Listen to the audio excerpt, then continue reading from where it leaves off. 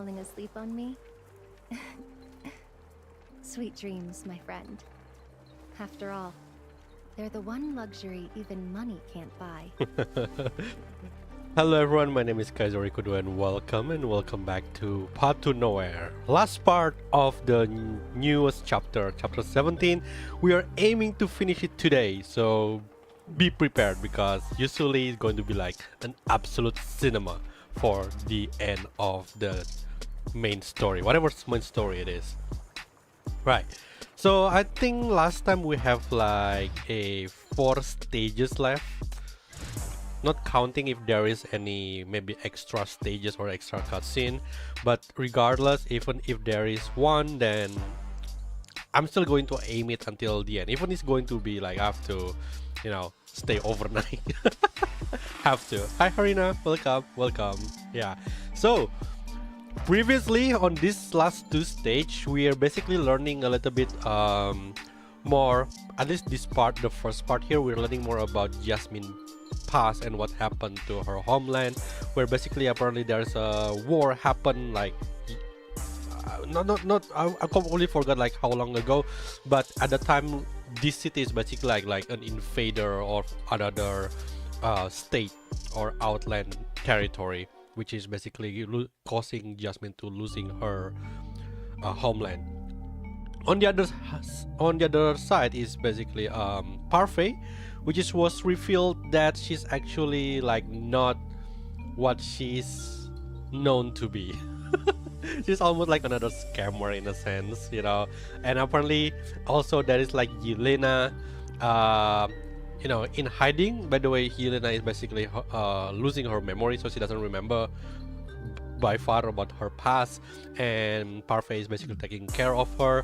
And then Sibylla is also in Parfait's house, and it was like end on the last stream. It was end by Sibylla finding a news where was it Adelaide Campbell was announcing that he's working with the MBCC, which is kind of give Sibylla a shock, because like Sibylla believed that MBCC chief will be you know, the good guy in this case, so she kind of like in shock, like, oh no, that's happening. Hopefully something is not gonna turn bad after this. Yeah, last night Perfect wasn't yeah, that one what do you get, that one manga style is actually really funny. That's a good one. Hi Julian, welcome. So on time, I guess.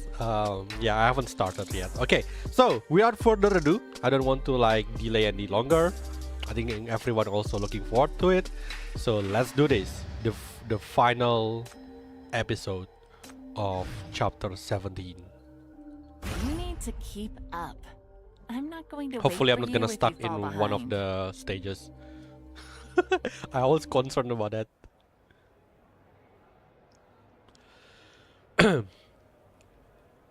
In a secluded corner of the plaza, Talia stretches her arms and rubs her stiff shoulders. Day 9. Just hang in there, it's almost over. It's already day 9 already. I think it's like 10 days. The viewer count. Still a few more to go. Should I switch to Parfait's dinner party tomorrow, or stick with the closing ceremony? Looks like the Outland Expo just can't keep up with Nirvana's market boom for viewer attention. I'll need something more viral to get the sales going. Huh? Wow, being streamer is actually hard. As she murmurs, Talia's sharp gaze snaps to a sudden commotion in the plaza. Muscle memory takes over. Her fingers flick the camera on before she even thinks. What's going on over there? See, Chief? Oh, Sibylla actually running here? An outlander stumbles into the center of the plaza, breathless and disheveled. The crowd recoils, their instinctive retreat carving an accidental stage around her. Her chest heaves in raging emotions, her teeth gritted as she fights for control. Bloodshot eyes rake the onlookers, accusing, desperate. Finally, Sibylla speaks, trembling as she straightens up under the weight of countless stares. She forces the dissonant words out with her best efforts. each syllable deliberate, yet some still twist divinely on her tongue. I am Sibylla, an inspector of Führer. I've come to expose Fraser's lies and denounce their Oh crimes. no, don't do it here! However, her words hang in the air, met first with a heavy silence, then scattered murmurs rippling through the crowd. Führer? What place is that? Never even heard of it. Fraser has been lying from the start. The Aurum Secretum mining sites must be built in the most dangerous calamity zones.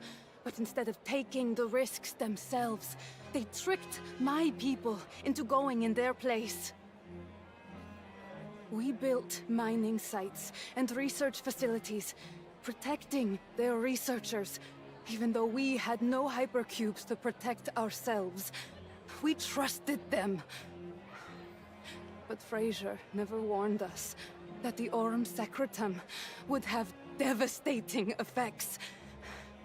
The Furorians' bodies slowly deteriorated, our numbers dwindling, until, in the end, people died, still believing in them. But that's not all. Fraser has taken complete control over hypercube trade, stockpiled resources, and extorted every village, all while lying to our faces and pinning the blame on this city. They've been fueling hatred in the Farland Alliance, turning people against this city. Because the more we despise them, the more we depend on Fraser, and the tighter their grip on us becomes. There have also been forbidden experiments and brainwashed extremists. They take our children. They hunt down anyone who knows too much. I barely escaped. And I'm the only one who made it here. All I want is to tell you the truth, and... please, help us! Stop those people! Please save Führer! Don't touch me, you dirty hag! What gibberish are you speaking? She shoved to the ground, then a shoe slams into her side, deliberate and cruel.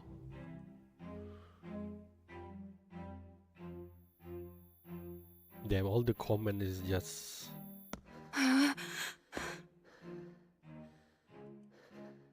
Sibylla stumbles unsteadily to her feet. She wonders if she didn't explain herself properly. Was something unclear? Was her accent too heavy? Her vision blurs as her head begins to buzz. No, you're just telling it to the wrong people! Was I unclear somehow? Then I'll say it one more time. This time, the audience offered their answer before she makes a sound. An outlander? What a filthy beggar. The crowd stares back to life. Most have already pieced together the situation, drawn their conclusion and move on. They quicken their steps as they pass Sibylla, fearing White to avoid her. No, I'm not lying. Please, just listen to me. Please help us. I don't want money. Just help me spread the word, or even just telling more people would help. This comment is what we define as low intelligence people. Yeah, someone has noticed her atlas. Several cameras now point in her direction. Do you think it's like a real representation of real life? Why'd you stop the act? At least be professional with your sob story. Go on, keep it up.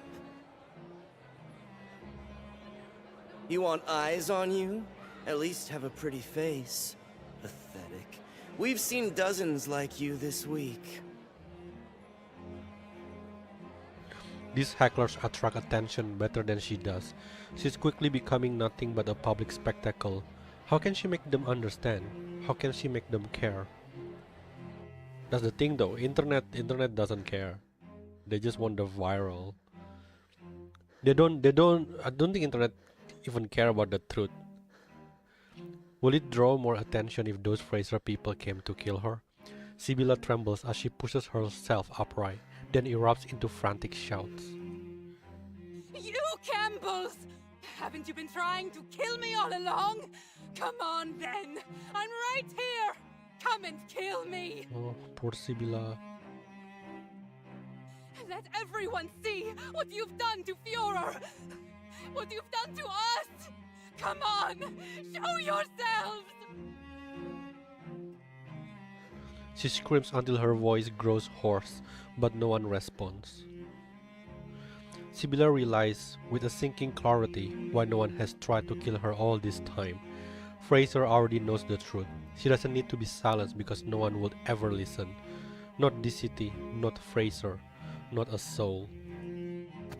Just as despair threatens to swallow her whole, someone roughly grabs her by the shoulder. Has someone finally hurt her? Her gaze snaps up to a uniformed figure. A public official? Has someone actually taken her seriously? Chief? Sibylla finger twists into the fabric of the stranger's uniform. A silent plea. The answer comes not in words, but in a crushing blow to her skull. What? Pain erupts, spinning the world into a blur. Through the dizzying haze, she barely catches the sheriff's face, his features twisted in pure disgust. Quiet! This is a great expo. You've already been reported for causing a disturbance and spreading panic. Still looking for trouble? Move it! Holy crap, look at the comment, mate. Sibylla is yanked up by her collar and still dazed from the blow, dragged across the plaza. The sheriff shoves her into the waiting transport and slams the door shut. Oh, this one is pretty sad here. Why is the chat is so toxic? From a safe distance, Talia watches in silence, her camera heavy in her grip. The Outlander's desperation coils around her, awakening a long-dormant compassion. Talia sighs softly, subtly bending the crowd focus towards Sibylla with her power. More and more people at the scene start to notice what's happening, yet the viewership of her stream stubbornly refuse to climb. If they're throttling the stream, there's nothing more I can do for you. Poor thing. Playing the victim card just doesn't work in this city. True. She ends her stream and opens her terminal, thinking about who she could contact to help take the Outlander away, only to discover Sibylla is already gone. At least Talia is like probably one of the good person here. You know, it's like poor versus well problem, not really good versus evil. I guess that's the thing, when you usually people actually showing their true self when they have in the position of power, don't you think? By the time Sibylla regains her senses, the vehicle has already driven far from the plaza. She staggers upright and hurls herself toward the narrow barred window that cages her from the driver's compartment. Her voice tears through the iron gate. Are you arresting me? That's great. Thank you for taking me in. Just get me to that bureau. Let me see that person. I'll do anything. Chief would listen, definitely. Can you understand what I'm saying? But they're gonna bring her to the PBS. Oh, PSB. Screw off! Who's got time for beggar trash like you? They hold one great expo and thousands of filthy Outland beggars show up. The Outland Affairs Bureau should just drag the lot of you out to White Sands and let the worms feast. Why is it so hard to just give her like the benefit of the doubt? Is it like they just immediately close their ears? Open your mouth again and I'll shoot you. Ah! Oh. His verbal abuse is cut short by a violent crash as a tremendous force slams directly into the driver's side, sending the entire vehicle flying through the air. Who did it?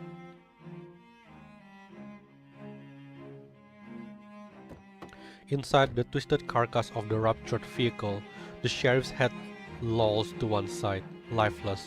An ominous burning stench begins to flood the car as Sibylla struggles to claw her way across the floor, desperately reaching her hand toward the outside. Oh no! Please don't. Please. Please don't.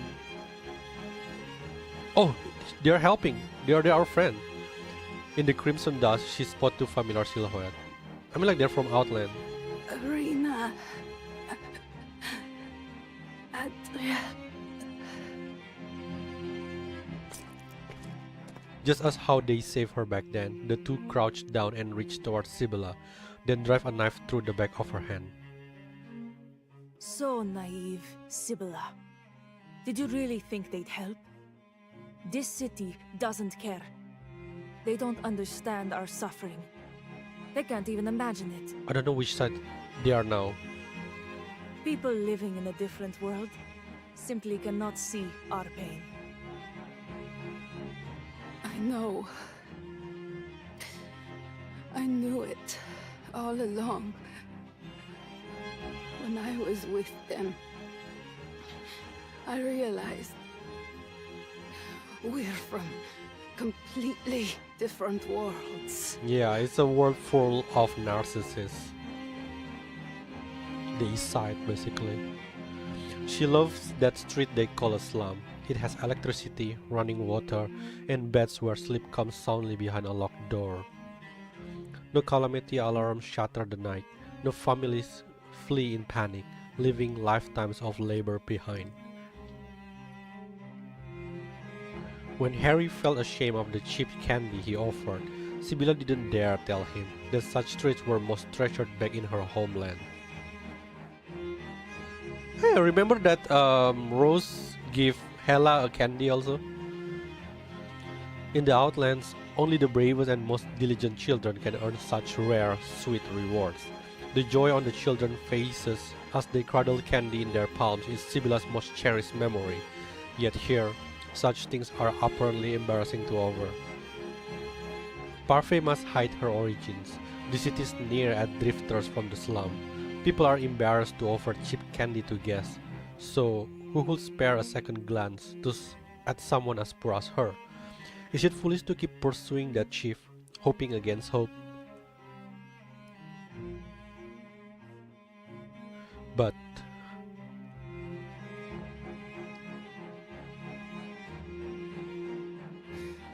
Fraser cares even less if we live or die.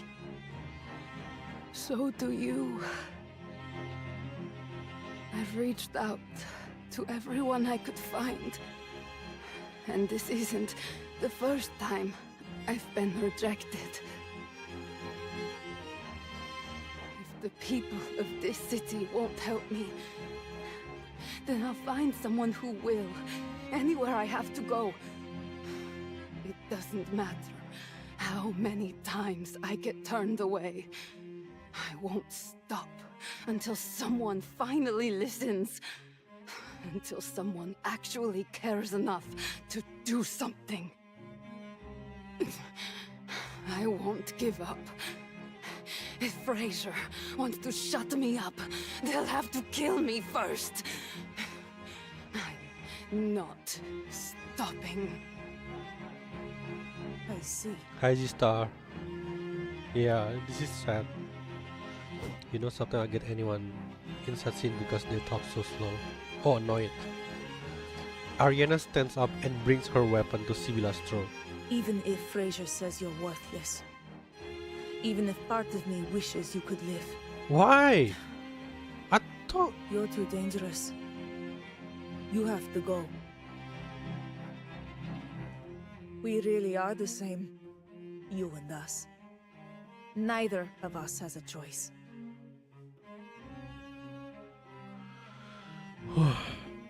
Damn, this point is really... Oh, okay, thank god, this one is like being covered. Okay, cool. Okay, time to try my new Nox. The reward.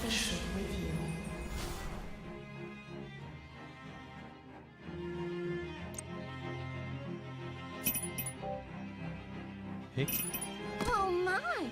If I had known there'd be a fight, I would have dressed more appropriately.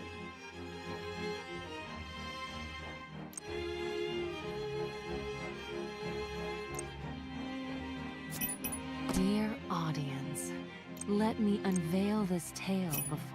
I should switch to a cooler battle model next time. Oh, 1, 2, 3, 4. Maybe draw. I must take this seriously now. 1, 2, 3,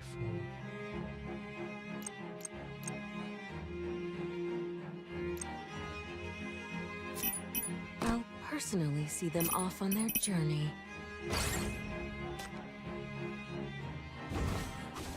Oh crap! How come it's like on like? Syria blooms, behold the splendor. The end is... That is freaking pain. I'm gone. That is freaking painful. Holy hell! Oh my god, we just started. Come on. You probably tank better then. Where's more? How much have you spent on skin? I don't know. How much is Nox skin? Yeah, I bought that one. Firewall debugging completed. You're under protection now.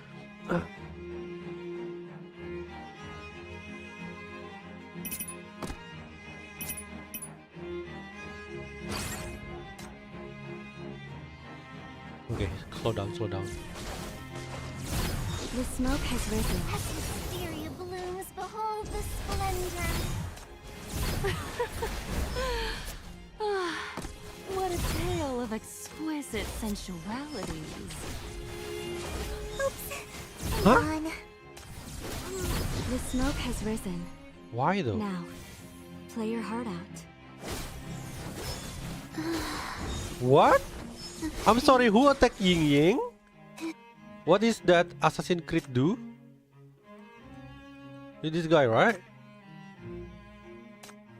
Channel missing power to gain a buff and enhance normal attack range for several seconds. Oh, normal attack range. So does it make AoE?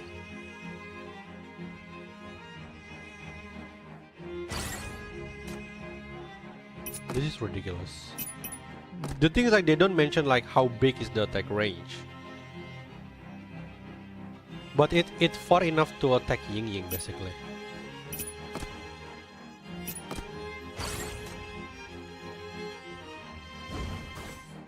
This guy, right?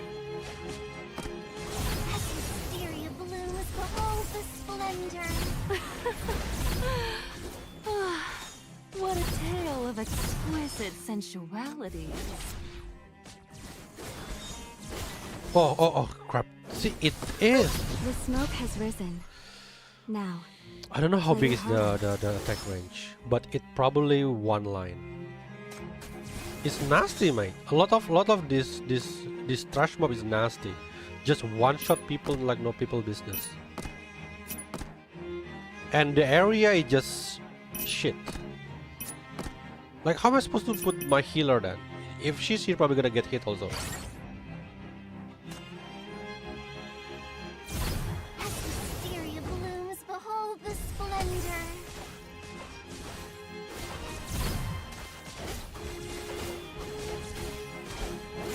The smoke has risen. Now, play your heart out. There's no safe spot. Where am I supposed to put Ying Ying? Overflow. Warning! Overflow. Warning!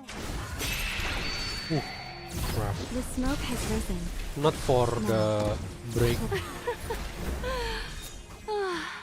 What a tale of exquisite sensualities.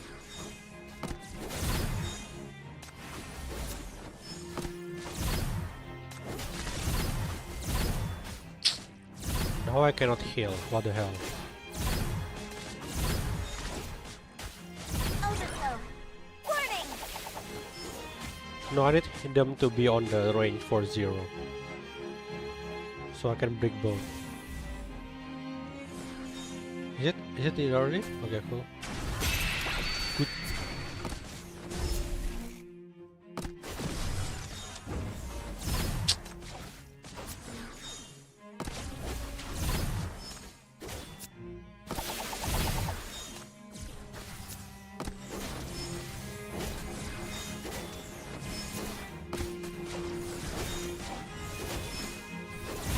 Overflow.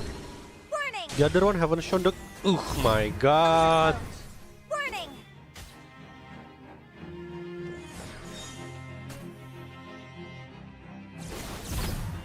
The smoke has risen. Nice. Overflow. Warning. Is this written in my fate? How I hate it.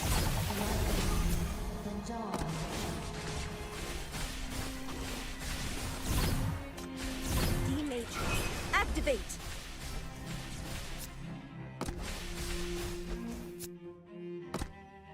Faster lah. I don't have a healer anymore, so I have to be careful. D-Matrix. Activate. Woo! Woo! If it's not for like Nox Reforged, I probably already died there. Oh, fuck this thing. Wait, move it. Block it. As hysteria blooms, behold the splendor. Overflow. Overflow. Warning. I want to save it until it show the core. D-Matrix. Because Activate. it need 3. Come on. Why is ignore more? Oh, you.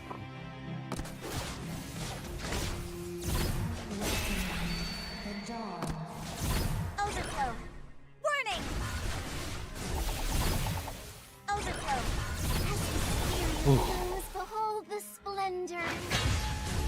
Damn, this is gonna take a while. Traitor! That was fun, so one just died. Okay, sorry, I didn't raise your. One just died so far. That was one shot. Will you be doing pull or not video for 2 new sinner in global server? I already pull for both, so yeah. Whoa! Boom! Several steel bars pierce through the assassin chest. Adriel! Yeah, I'm not feeling bad with Adriel anymore. Arena!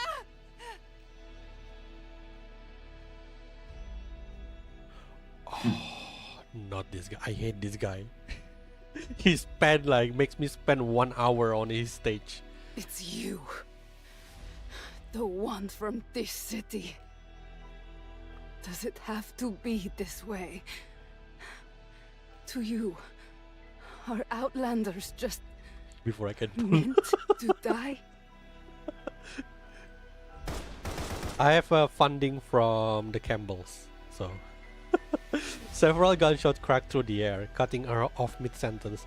A man lunges from behind the ruins, one hand clutching a terminal playing Talia's live stream, the other gripping a crude, makeshift gun. More people follow, stepping in front of Sibylla to form a shield. Sibylla! Oh no, not even Who them. the f are you? Killing people in broad daylight. You got no respect for the law. Syndicate is no longer a place for motherfuckers like you to run wild. Back the hell off! Back off! I've called the cops! I've already called the cops! The thing is, the cops is not reliable though. She snatches up a steel pipe and swings at the masked man with furious, unrelenting force, each blow producing metallic clangs through the air. Who are you? Stay back! They should not, yeah, You're they should not messing censor with that. Syndicans. They should not censor that. I don't know why they did it. If you're going to hide her, do it right. Oh, is he like a good guy? Don't let her run away and get herself killed again. He turns and walks away. After a long silence, Sibylla hears a whimper.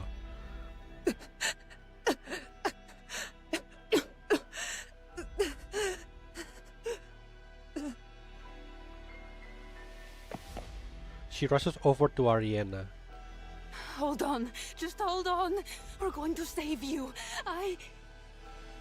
Before she can finish, Ariana suddenly grabs her by the collar. get it. I really do. We're the same. So, addicting. please, I beg you, don't ruin. You mean the guy in the mask? Freyja is our only hope. She died? Her hand finally falls limp. Please, no. Wake up. Well, there you got the chance to be playable.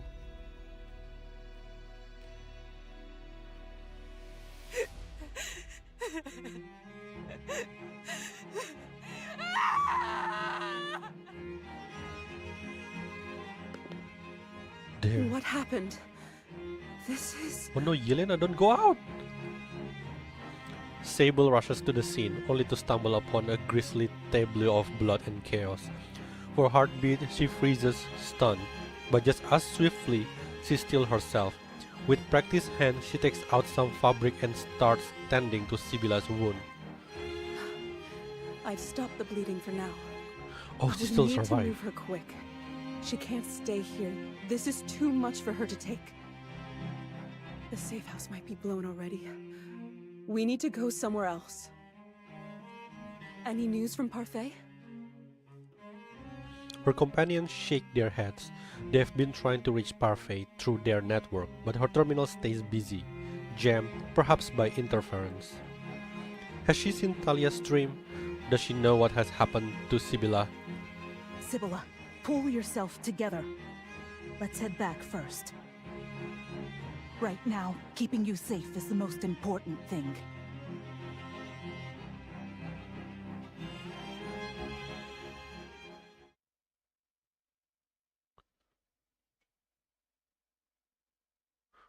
On the eve of Parfait dinner party, the investment guru makes her entrance. The servants discreetly usher away extraneous personnel, leaving her alone in the cavernous banquet hall. Earlier today, an Outland extremist disrupted the peace at the Great Expo. During their arrest and subsequent transport, their associates launched an attack on the escort vehicle, tragically claiming the life of a sheriff in the line of duty. We are deeply saddened by this profound loss, but we will not waver in our resolve. You know, this kind of story makes me thinking, like, if you go to like an actual news or social media, people tend to like make villain with people that do extreme things. It makes me question, is it possible that they probably the victim? Like, I can't believe media anymore because of this. Both Fraser and Dis City have implemented enhanced security protocols for the expo. Every precaution has been taken to ensure tomorrow's closing ceremony proceeds without Because incident. people with power can easily control the narrative. Like, yeah, that group is an extremist, blah blah blah blah. While the evil one probably the one actually sitting in power, you know. Before her rests an expensive glass of whiskey, a meticulous plated dinner menu, a neat stack of asset reports, and several sticks of incense, unlit yet somehow they begin to smolder. Through the swirling smoke, Parfait can faintly hear the voices of her friends. Was Fraser behind the expo incident? If the 9 agency gets involved, it could derail our plan. We can't risk losing those resources and assets from the Farland Alliance. Oh, it's just a minor hiccup, nothing to worry about. My uncle already talked to the Outland Affair Bureau, and Fraser playing's nice. They're basically handing us everything on the extremists, full life story and all. Is the opposition to the new mine handled? Without that big public fight, Parfait advocacy alone might not be enough to sway this city's sharper minds. We need more of our people in the executive committee. Get our actors moving too.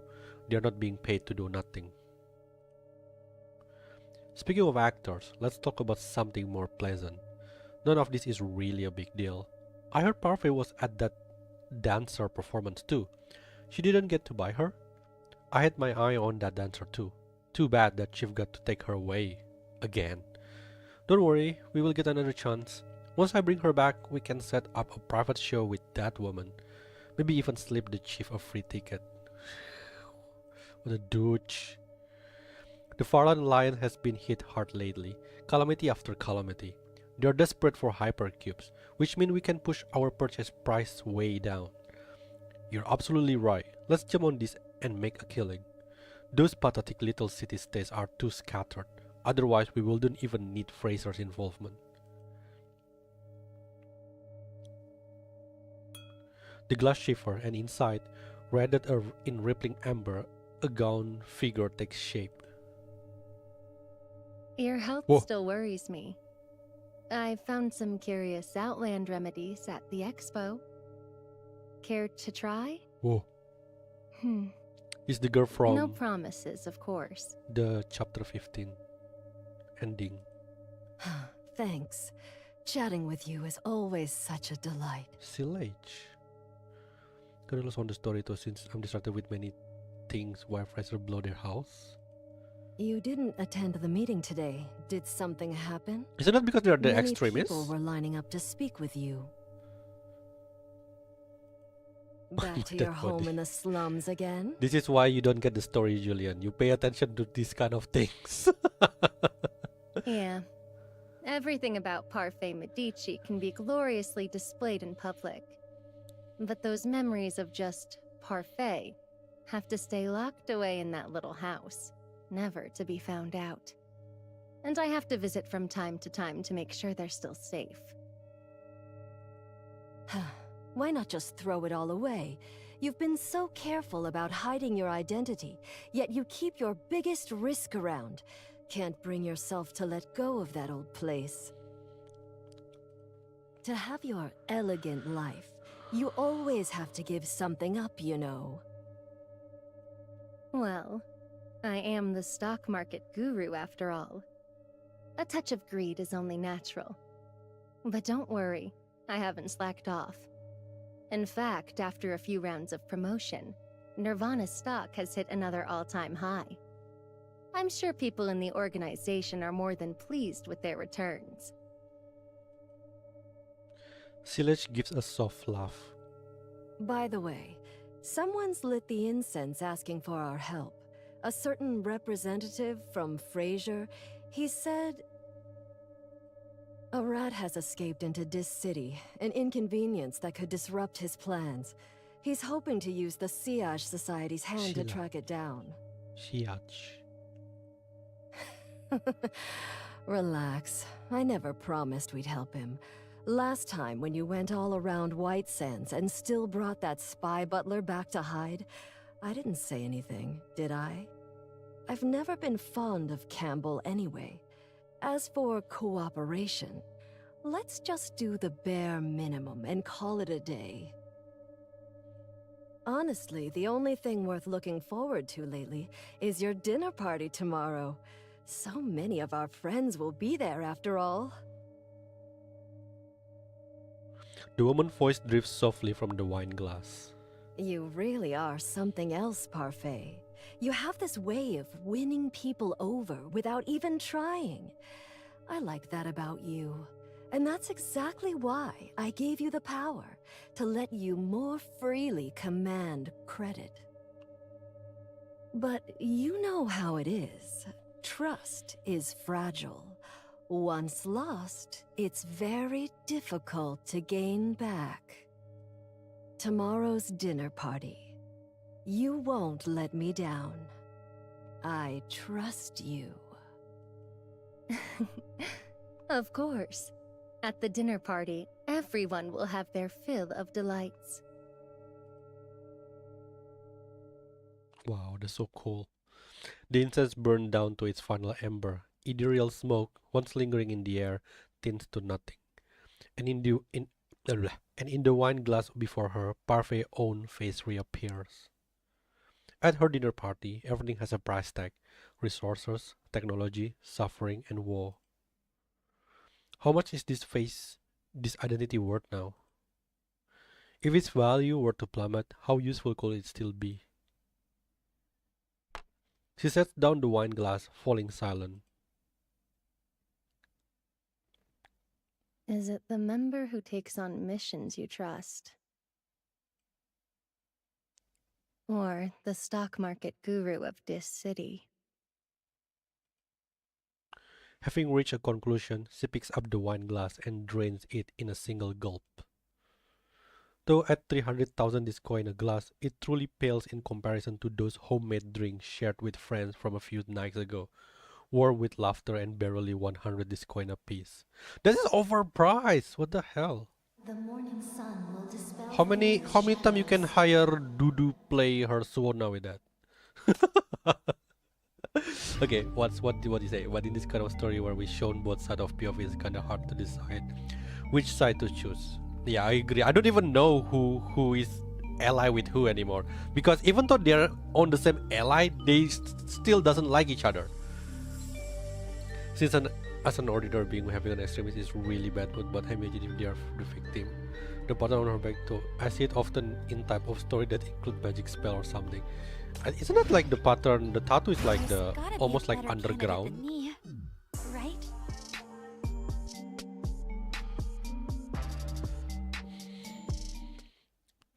June 20, NF115. We demand a So thorough is her power money? investigation No, into I the don't think drifters so. disrupting the mining agreement.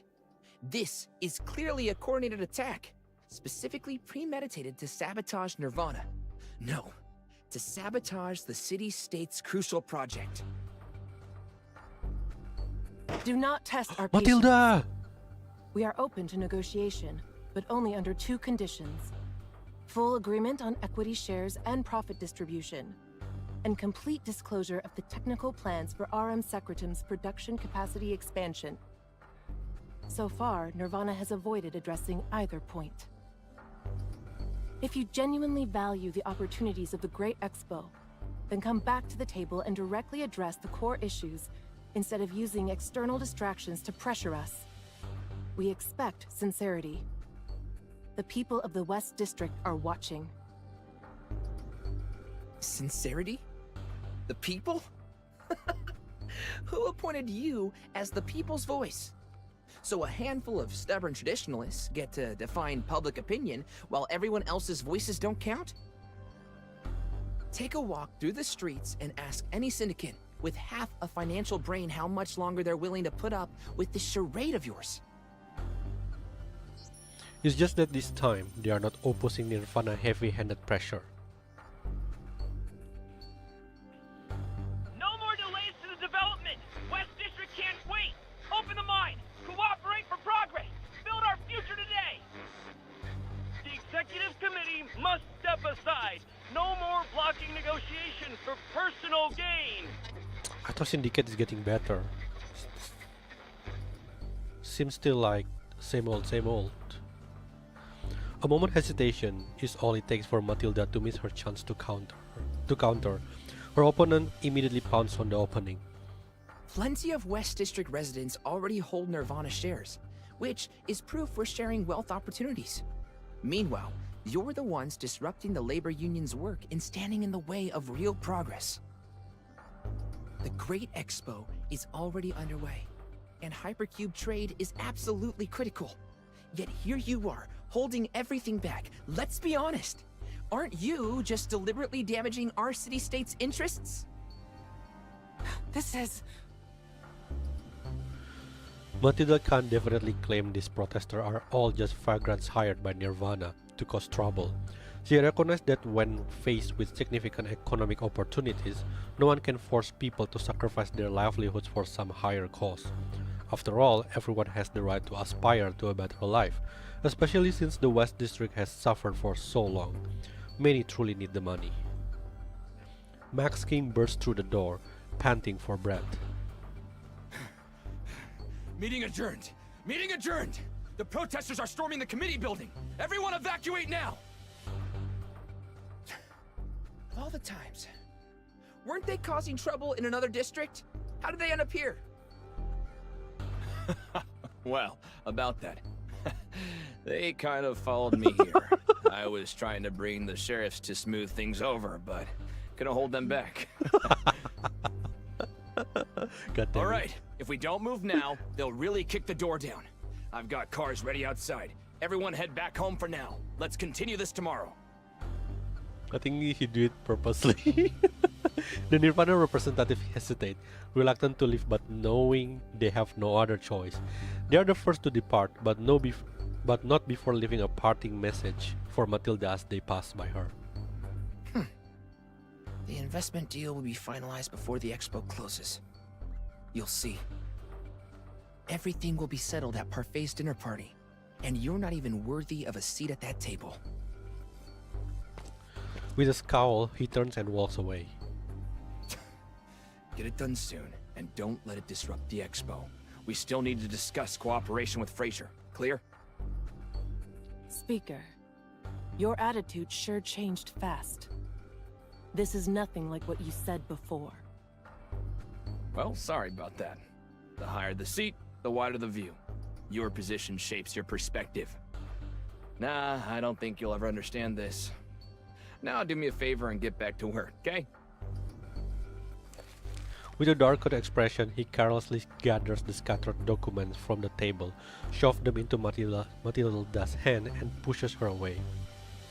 As he passes by another West District representative, the latter remains silent for a long moment before finally speaking up. For a negotiation this important, shouldn't the speaker be present in person? Have you been excluded? Wait, he's still alive? I thought he's dead. Huh?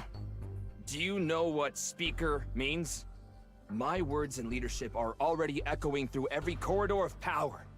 There's no need for me to personally attend to every single matter. You fools! Open your eyes! Nirvana is out there seducing everything with money and opportunities. The stock market is the ultimate casino. The tide has already shifted, and they're riding it straight to victory. Meanwhile, what do you have? How many allies can you possibly gain by nitpicking contract clauses all day? Wake up! Do you really believe you can win this fight alone? You're right. We've been too naive. I'll change my approach. But I never imagined that after half a year, the Speaker of the City Council would still be standing alone. Where are your own allies, Mr. King? The Speaker of the City Council's allies? It's the entire Dis City, of course. Now enough of this. Go handle the situation outside before they turn chaos into catastrophe. I'm sure you do not want things to get even worse. He smiles, and he has no choice but to keep smiling. That sounds like a pep talk from Max King. On the street, the protest persists, but now sharper voices are beginning to emerge from the crowd. The Executive Committee must step aside! No more blocking negotiations for personal gain! Resign! Cavendish out of the West District! Rustfire back to the Drifter Camp! Oh no! Not Cavendish. Oh, at least we play as Chief. Nice. God damn it.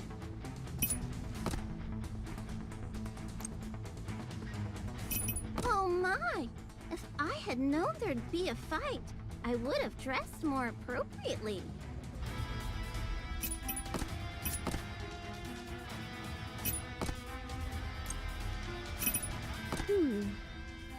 I must take this seriously now. Who's the other one? Maybe more. Firewall debugging completed.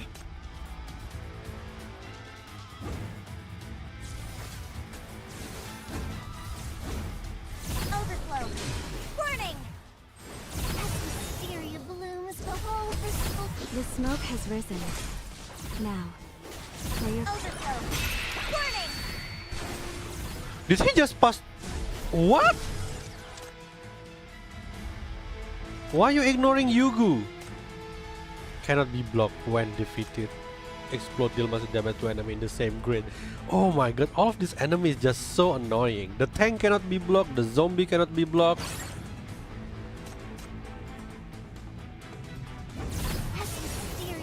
Just make everything cannot be blocked. What the hell? So I have to kill it as quickly as possible then. Why even put Yugu there? What a tale of exquisite sensualities. Overflow. Warning! Oh.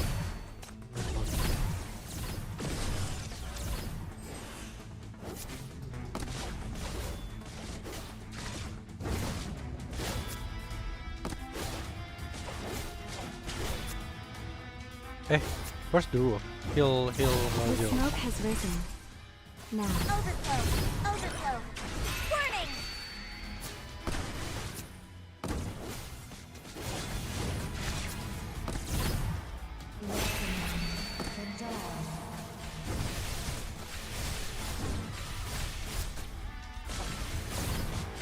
Overflow. Warning! Overflow. Warning!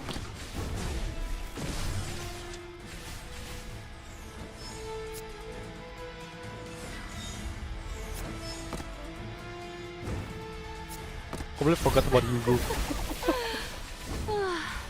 What a tale of exquisite sensuality. Overflow. Warning!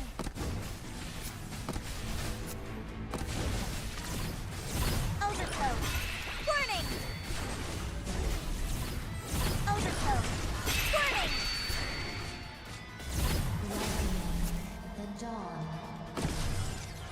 Okay. Then ice don't really make the enemies cannot be blocked and it's gonna be Ellie's stage.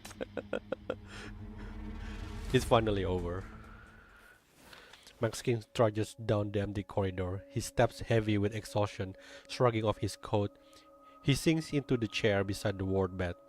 The report in his hand shows that Nirvana's plans are progressing smoothly, but this is not what he has hoped for.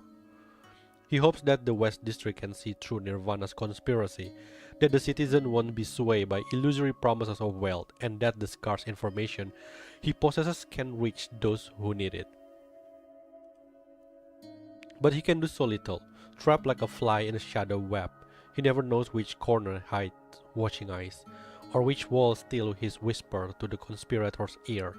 Worst of all, he can't be sure who is safe to trust or how to keep his friends from snaring themselves in the same sticky threads. On the ward bed, Adrian lies deep in slumber. Oh, he's still alive? I thought he's dead. Thanks to the underground doctor Chief introduced, his life is no longer in danger, but he still hasn't regained consciousness. Where are your own allies, Mr. King?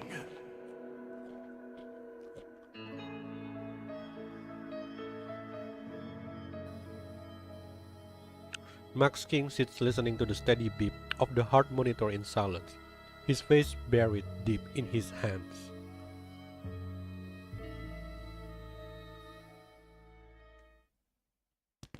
You are at a discreet secure meeting point. Having completed your exchange with the disguised agent, you walk toward the door together. The Fraser delegation's conduct has been acceptable so far. They provided numerous aurum secretum samples and shared significant intelligence regarding the Farland Alliance. Though all of it will take time to verify. Adelaide has been getting quite a lot of media exposure. The press is showing tremendous interest in this alleged brother of Quinn's president. Notably, he appears to enjoy the publicity and seldom declines interview opportunities.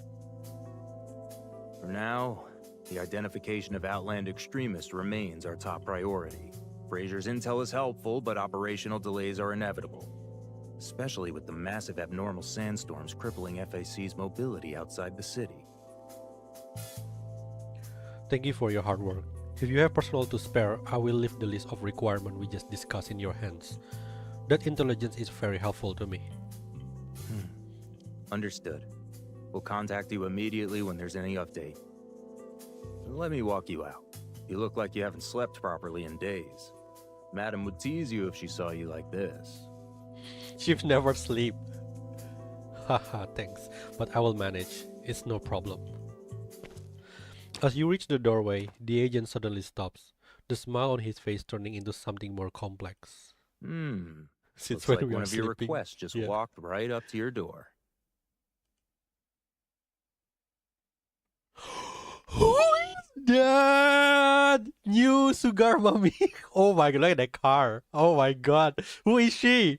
Following his gaze, you turn toward the entrance, where a woman in red has just parked her car by the road, directly in front of you. What happened to you? It's only been a few days and you already look so glum. God damn. So pretty. Hop in. I'll take you for a Catherine. drive. Behave a little better next time, Oh, and I won't have to be so rough with you. That thread is actually very fitting. Oh, two more. Oh, this one is just cutscene. Cap pulled low and stay That red under car, the that red radar. dress, that blonde Let's hair. roll. Yeah, mommy. We got new mommy on the list. In the distance, a luxury car brazenly drives against traffic in broad daylight, executing one final stylish drift before coming to a stop at the hotel entrance. I want to sit there so bad.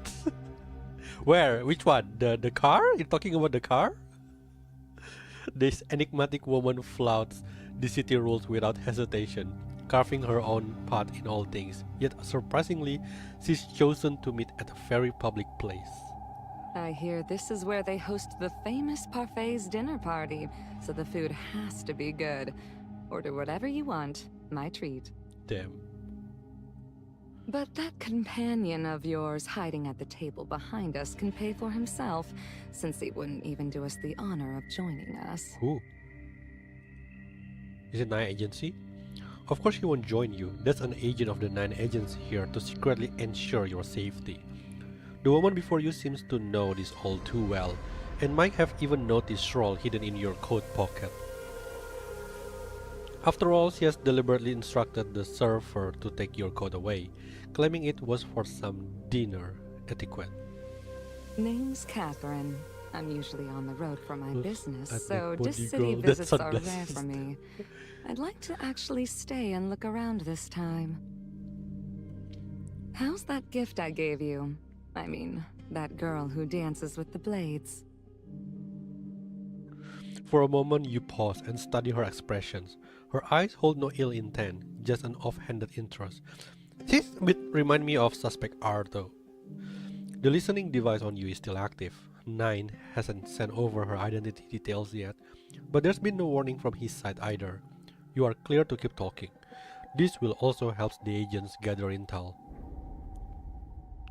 Prashishwa, why did you want her? Briefly mention the situation.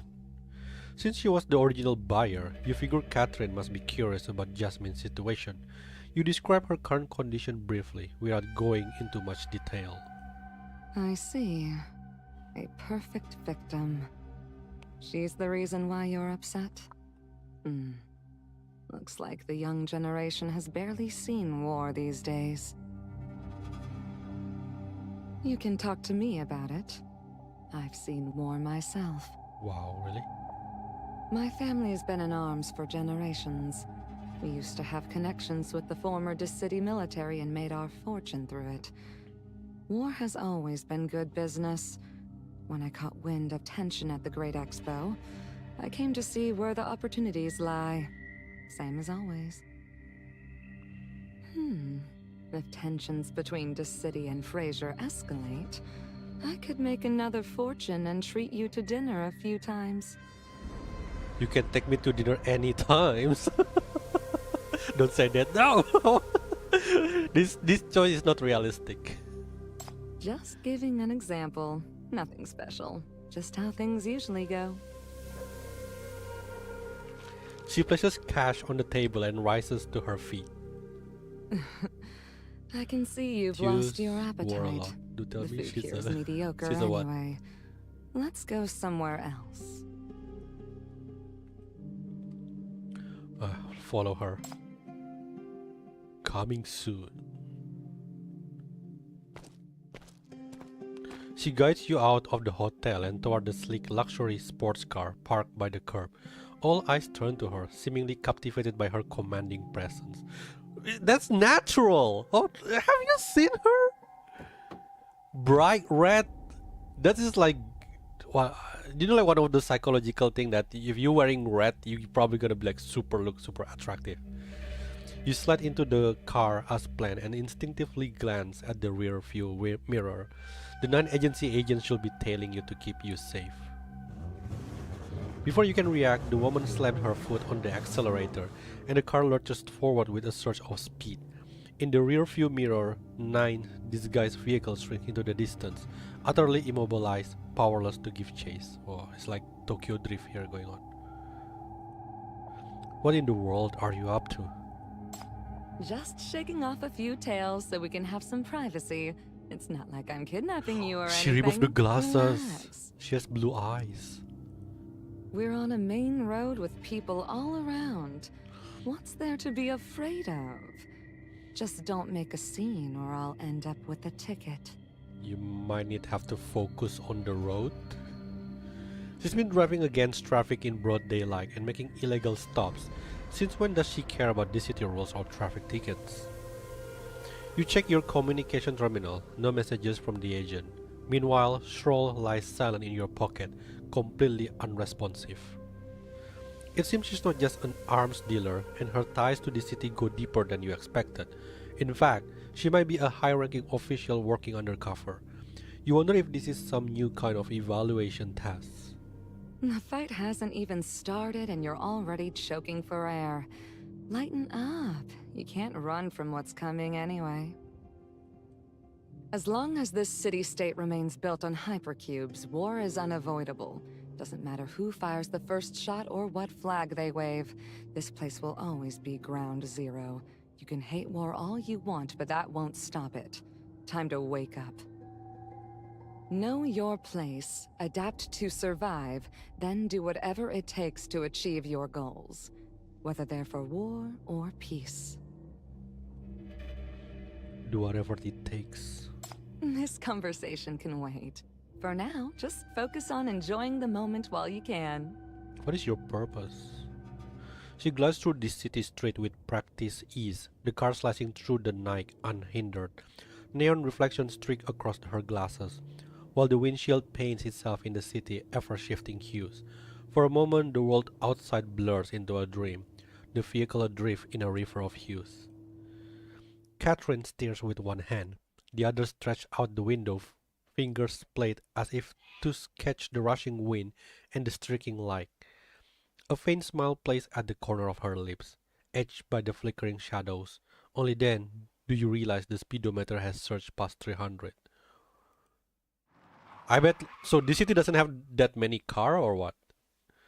that you can do 300 in like, you know, inside the city.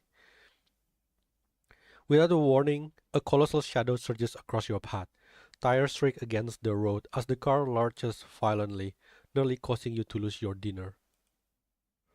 This city's peace has its charms.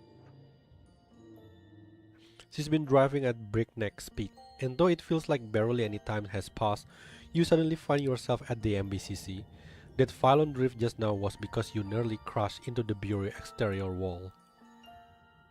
Yeah. Your voice trembles uncontrollably as she opens the door, disengages all the security locks, and lets you out of the car. The quick Time to decision get flowing. Get some rest. That's what, but I feel like she will be a worldly bro. Oh, makes sense. That's it? No kidnapping? No, no kidnapping. Why Chief sounds so disappointed? No coercion, no elaborate schemes, not even some kind of evaluation like you suspected. After days of unrelenting tension, these fleeting hours of unexpected calm feel surreal, almost deceptive. You stare at her, utterly bewildered. So what do you really want from me? Didn't I already tell you? You looked like you needed air, so I drove. Good night. What? That's it? You've barely taken 2 steps when your comm device buzzes with a flurry of notifications. The signal is back. Your agent companion wasn't silent after all. The messages had been blocked by the person behind you. You. Woohoo! What? You watch her drive away, beating back the dozen retorts burning on your tongue. At least the dinner was decent, and she did give you a ride home. Pulling your coat tighter against the chill, you turn and start walking back. When you instinctively slide your hand into your pocket, your fingers touch something unexpected. You are certain it wasn't there when you left the bureau today. This is an invitation? Open it. Oh, parfait dinner. You quickly grasp the meaning behind this gesture, tuck away the envelope, and hurry back to the bureau. Get me the 9 agency on the line, and everyone at the City State Security Bureau. Also schedule an internal meeting here at the bureau. And is Elvira here? I need to speak with her. At least she did make a fair point. Wait, if she give the invitation to parfait your place, adapt dinner, to survive, then do whatever it takes to achieve your goals, whether they're for war or peace. so that means she's the girl with the back tattoo, right? Max King walks down this hallway once again, but he never expected to find 2 people who shouldn't be here standing outside the room. What are you doing here? Tell me no one followed you. Are you out of your mind? Nightmare is keeping watch. If anyone comes, it will alert us.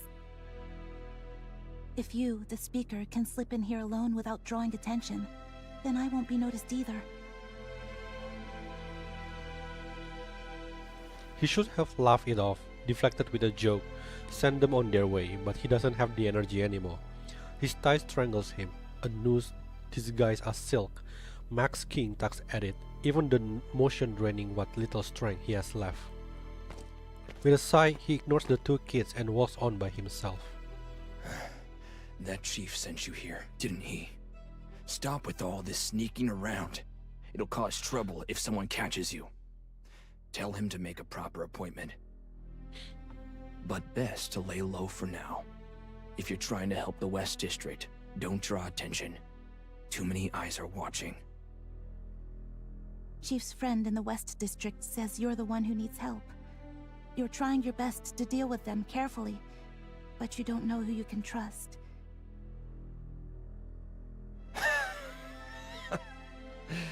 You've got it all wrong. I'm just trying to keep my seat secure. My position is very fragile, so I have no choice but to fight with everything I've got. Or is the West District actually trying to win me over now? They want a puppet speaker?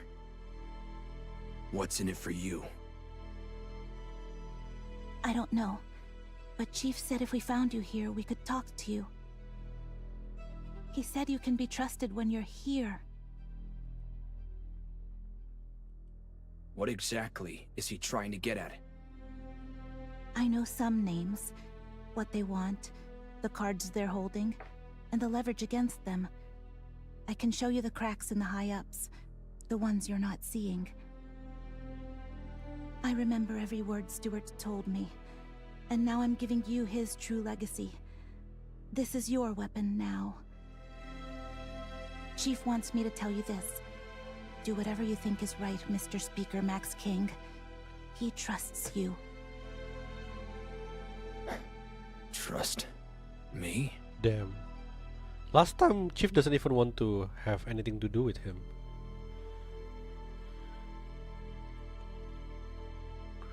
Okay, Max, the king, stop the act and accept the fluff.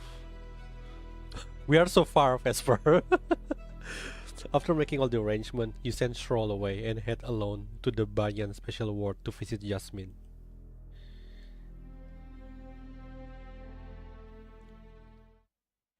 When you enter, you find her not lying in bed. She's dragged the mattress to the floor by the simulated window, where she curled up beneath the artificial sunlight, basking in its glow. Approach quietly. You approach her with soft footsteps, reaching out to comfort her with your shackles. She opens her eyes, tilts her head as she sees you, and offers a drowsy smile. What took you so long? I've been waiting for ages. Work's been crazy lately. We are constantly rewinding the treatment plan, and it feels like we are so close to a breakthrough. I didn't want to take any breaks. How are you feeling? Me? Oh, I feel wonderful. The voices in my head are gone. My scars don't hurt anymore. And now I even have good dreams. Is it because you've been watching over me at night? Because the treatment is working. The corruptive weapon that was making you uncomfortable has been taken away. It won't affect you anymore. Oh, that's not it. I just know I'll get better as long as you're by my side. Sibylla was right. You're so strong and kind, always watching over So I us. nearly wake up after the husband And got yet home. you never say a word about it. But you always sneak away before I wake up, not giving me a chance to thank you. Well, I need to turn in early. The Great Expo is not over yet, so I have to be there early to ensure everyone's safety. Is he even asleep? I don't think he's even asleep. She giggles, as if seeing through your clumsy lie, but choosing not to call you out on it. The Great Expo. Well, that doesn't matter, because you still came to see me today. It makes me so happy. So are you going to question me now? About Fraser? I don't know much, though. Everything was so confusing. They only fed me empty promises about putting me on stage to perform, but never mentioned what they were really up to. And those Outland extremists they mentioned? I have no idea who they are either. I came near this city a long time ago, but even though I was right there, I just couldn't find my way in. I ended up tagging along with some desert bandits. They promised they'd take me in if I played bodyguard, but they never actually did. Julian have very wild imagination. Julian. Oh, don't tell me you're all right about me being an idiot after all. You're not an idiot, Jasmine. You're just overly sensitive to mania. Think of how migrating birds lose their way in magnetic storms. The mania field in Wild Sensing is the same unpredictable, and it hits you hard. But anyway, you've made it here. I've been pretty lucky. The desert bandits kept me fed, and the Fraser people at least kept their promise of taking me to the Great Expo. And I met someone who was really kind. She told me you are better than anyone else in the world, and would definitely make my wish come true. She leans in closer and speaks in a harsh voice. I still have one more wish. Chief, could you take me to the closing ceremony? It's tomorrow. In my dreams, there's always this celebration that never finishes. I really want to see it through. The Great Expo would be perfect for that. Would you take me there? This is my only wish now. You'll help me, right? I'll repay you, I promise. Why so eager? Is she trying to kill someone? You can ask me anything. I'll do anything for you. Would you like to see me dance? My friend says I'm a great dancer, and the Fraser people say I can mesmerize anyone. I'll dance for you. Just please take me to the closing ceremony. Noticing your momentary hesitation, her smile wavers, replaced by a pitiful expression with watery eyes. Oh no, not this! Not this strategy! Is that not possible? Don't tell me you're going to lock me up and make me fight for you like those desert bandits. I won't force you into anything, and I understand how you feel. Now, get ready for that celebration you want to finish. Oh, it works! Really? You promise? This watery eye is always work. She tries to throw her arms around you in excitement, but you gently hold her back. But in return, I need you to promise me one thing. Yeah, go ahead. After the closing ceremony is over, I want you to stay with me. Let's go do something fun together. What do you mean? You've always wanted to visit this city, right? Now that you've made it here, you can explore all around. There is so much you can do here. Amazing food, fun spots, and beautiful sight. Trust me, it will be nothing like the places you've been before. Look how far you've come. Now you can finally try all those things you've been looking forward to. Just say the word and I'll be right there with you. She avoids meeting your gaze. I never thought about that. I only know celebrations, nothing else. I never thought about other things. Never really cared. I never thought about what would happen after the celebration.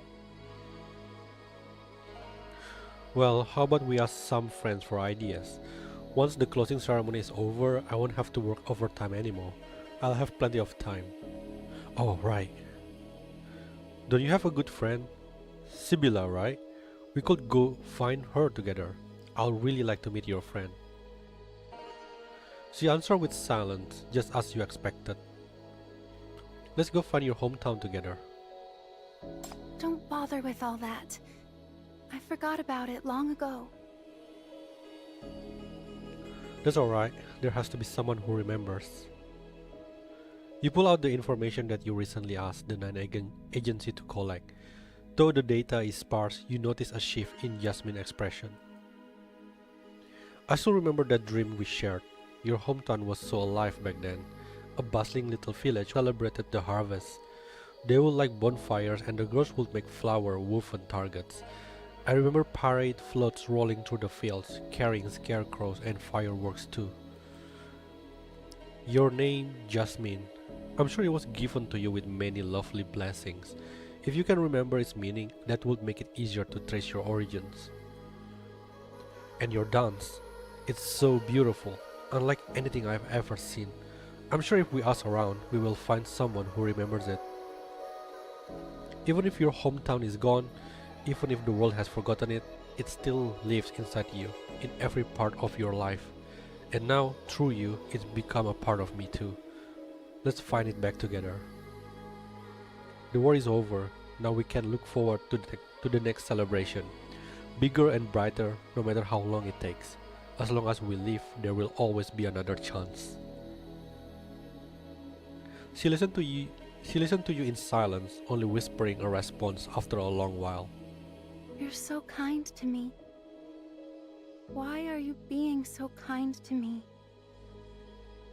You're clearly different from Sibylla. Clearly from this city. Find Sibylla equal to find. Oh yeah, you're actually right. But why are you nothing like you will find Yelena all the also. others? In your eyes, what should the people of this city be like? Like those who drove her away, the desert bandit who exploited her, the spectators who treated her as nothing more than a spectacle for their amusement, or the ruthless soldier from her dreams who devastated everything. Jasmine doesn't answer, her eyelids droop, a fleeting shadow of melancholy, though for all the world she might just be a sun-warmed kitten succumbing to the drowsy contentment. With a languid stretch, she squints her eyes and curls onto your lap, murmuring something soft and sleep-laden.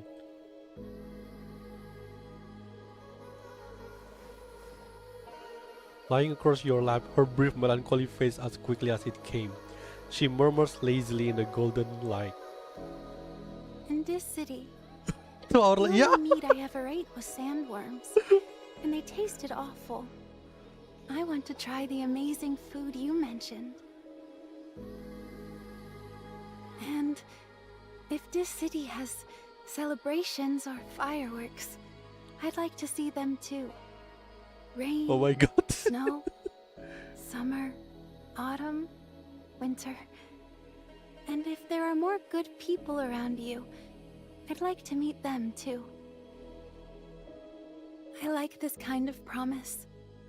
You have my word, Chief. Take me to the celebration. I want to meet And I'll you. come back to you after it's over. Just as promised. Damn. Once the closing ceremony Everyone ends, is. I'll follow you anywhere.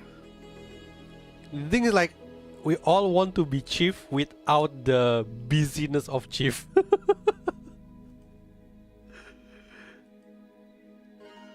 I promise. A warm, contented smile brightens her face. Thank you.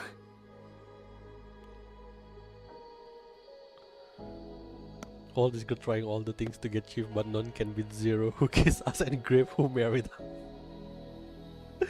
You walk out of the room. Chief, tomorrow is the closing ceremony. Jasmine...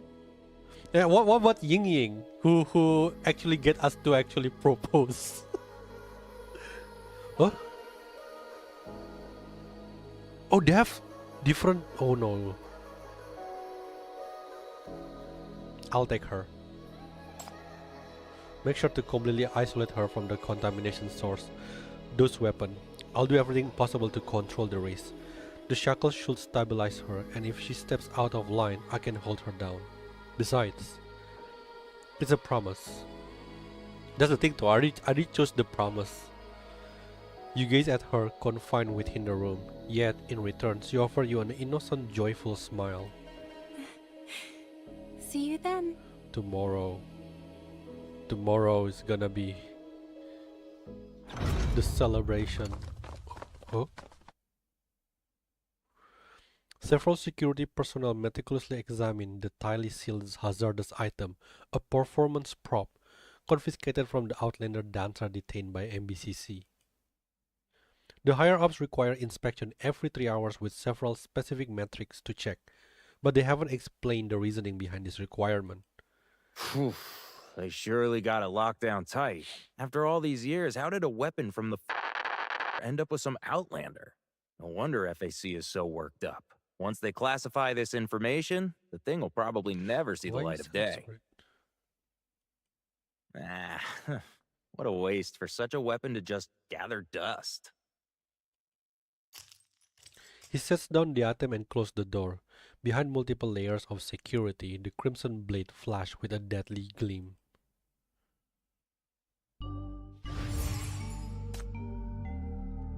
We are so close.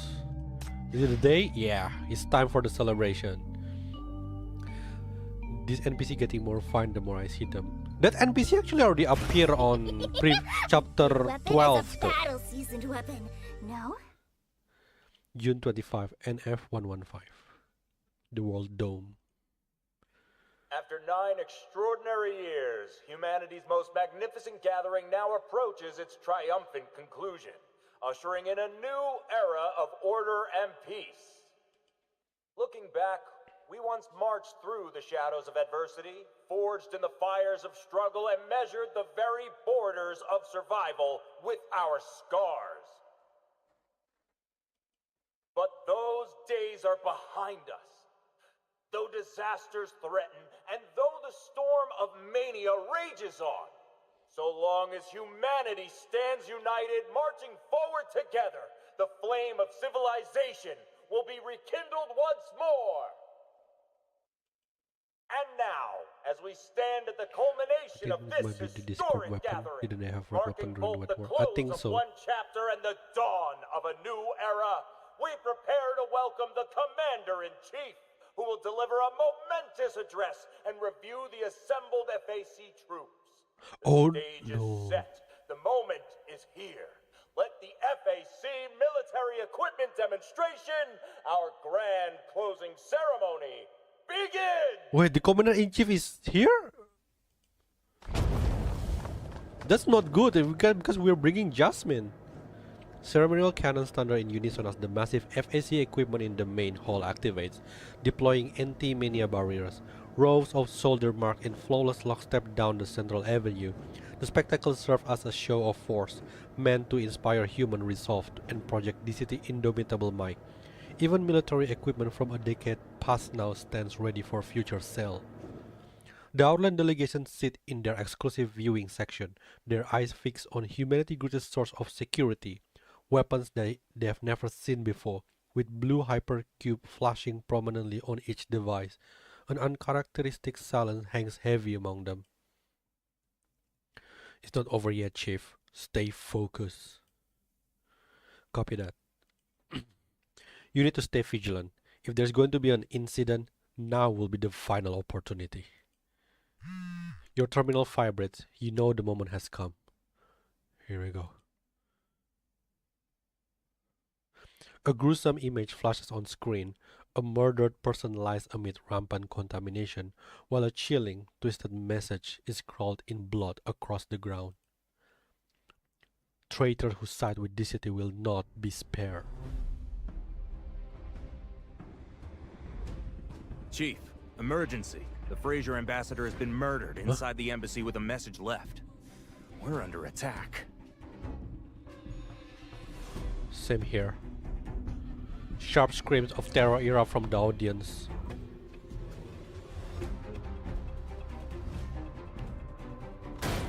In the Syndicate slums, several Outland assassins dart through narrow alleys, shoving aside people in their way until they precisely locate their target designation and kick the door open. However, their assassination target, the publicly outspoken Führer Inspector Sibylla, is nowhere to be found in the safe house.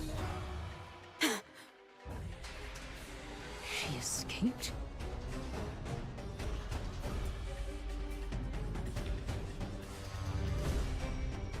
Meanwhile, inside the Medici Hotel, the city wealthy elites exchange bewildered glances under the gilded gaze of the Golden City, a sprawling, fragmented masterpiece. The contract with Fraser is signed, the investment secured, and the announcement, poised for strategic release, is ready to send a jolt through the market. Reporters, streamers, and influencers wait outside, eager for the breaking news, but at this pivotal moment, the event's host is missing. Parfait. Why isn't Parfait here yet? Did something go wrong? Hello? Did you find her? Is she alright? What?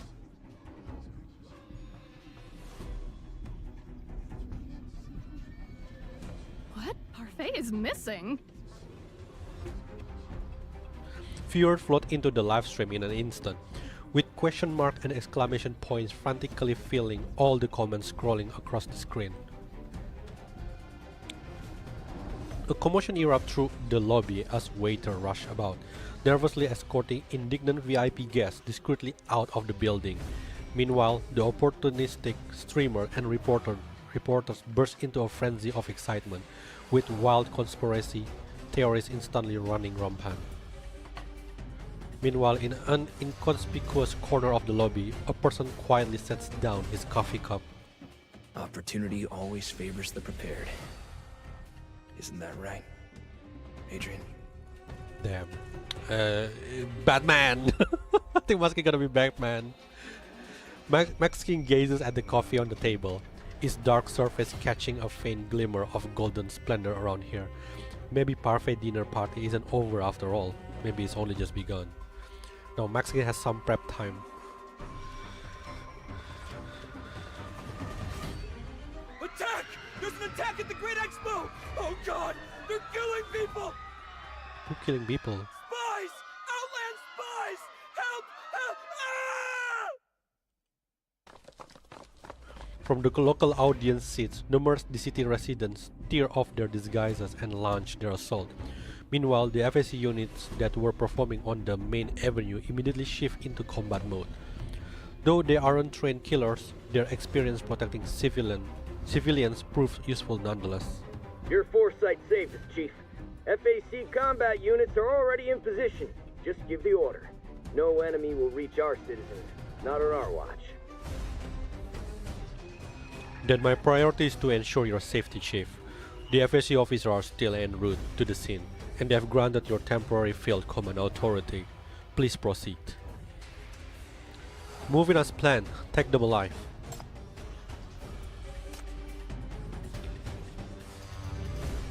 Oh, this is such a weird position. Okay. So the point of entering is this side. Okay, cool.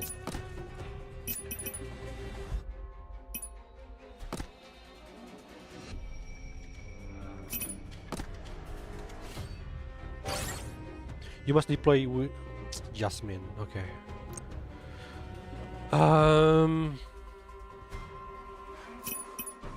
Alright, plus you go.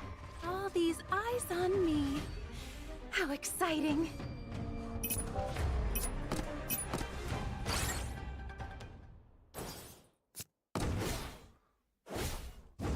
As wisteria blooms, behold the splendor.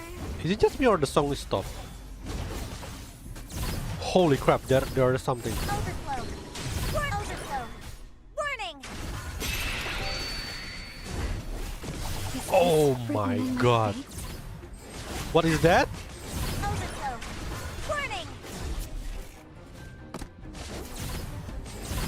Overflow.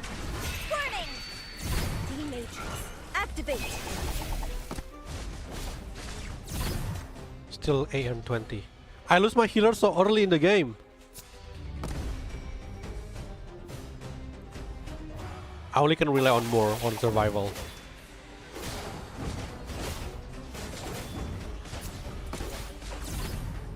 Overflow. Overflow. Warning.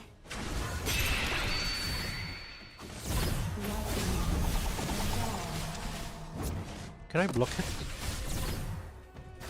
Oh shit, zero is out. Warning. Overflow. Warning.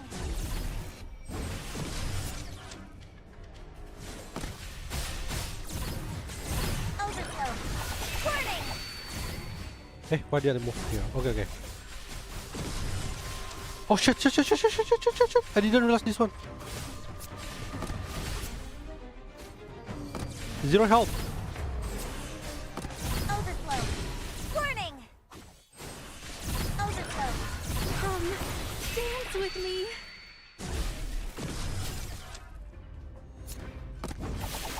I possibly can do this without healer then.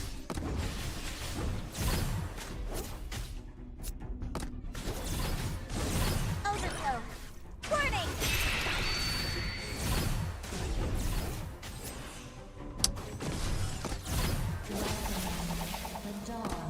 D-Matrix, come, dance with me.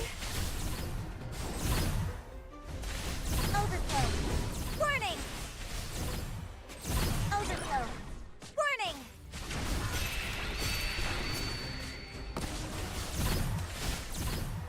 Overflow.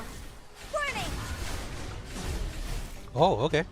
I was a bit worried that because I lose Duruo so early. The situation is swiftly brought under control. The assassins are confirmed to be not Sinner, devoid of potent weaponry, with the Fraser delegation aid in freeing several hostages. The attackers are now cornered, their escape routes cut off. You don't like zero event, fast forward, huh? But a creeping unease settles in your chest, the familiar kind that whisper of danger before it arrives. Instinctively, you rush to Jasmine.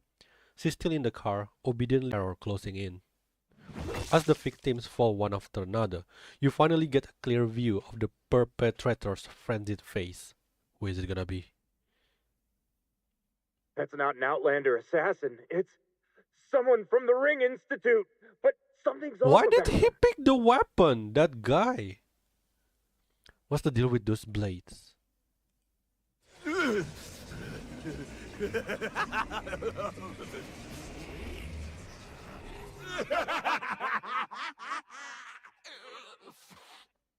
it, he's completely lost it. Stop him! Those blades. The man possessed by the deadly blades stand with eyes wide open, pupils swallowed. His body jerks unnaturally, as if the weapon in his hand is the one controlling him, cutting down every living soul inside. Seeing the enemy charge at you, a swarm of FSC guards rush over. Wait, stay back! A correct decision. I can only protect you, Chief. As it speaks, Stroll rushes forward, intercepting the first strike of the dual blaze meant for you. But just as Stroll prepares to counter, the man pivots past him, surging onward as if you were never his true target at all. Oh no, Jasmine! He slashed open the vehicle holding Jasmine with a single strike. A hand extends from within. The dancer braces against his shoulder. Then, in one fluid motion, flips over him gracefully. Finally free, she escapes the cage that has served as both her prison and her sanctuary. Did I make a wrong choice? Jasmine takes in the scene, her delight unmistakable.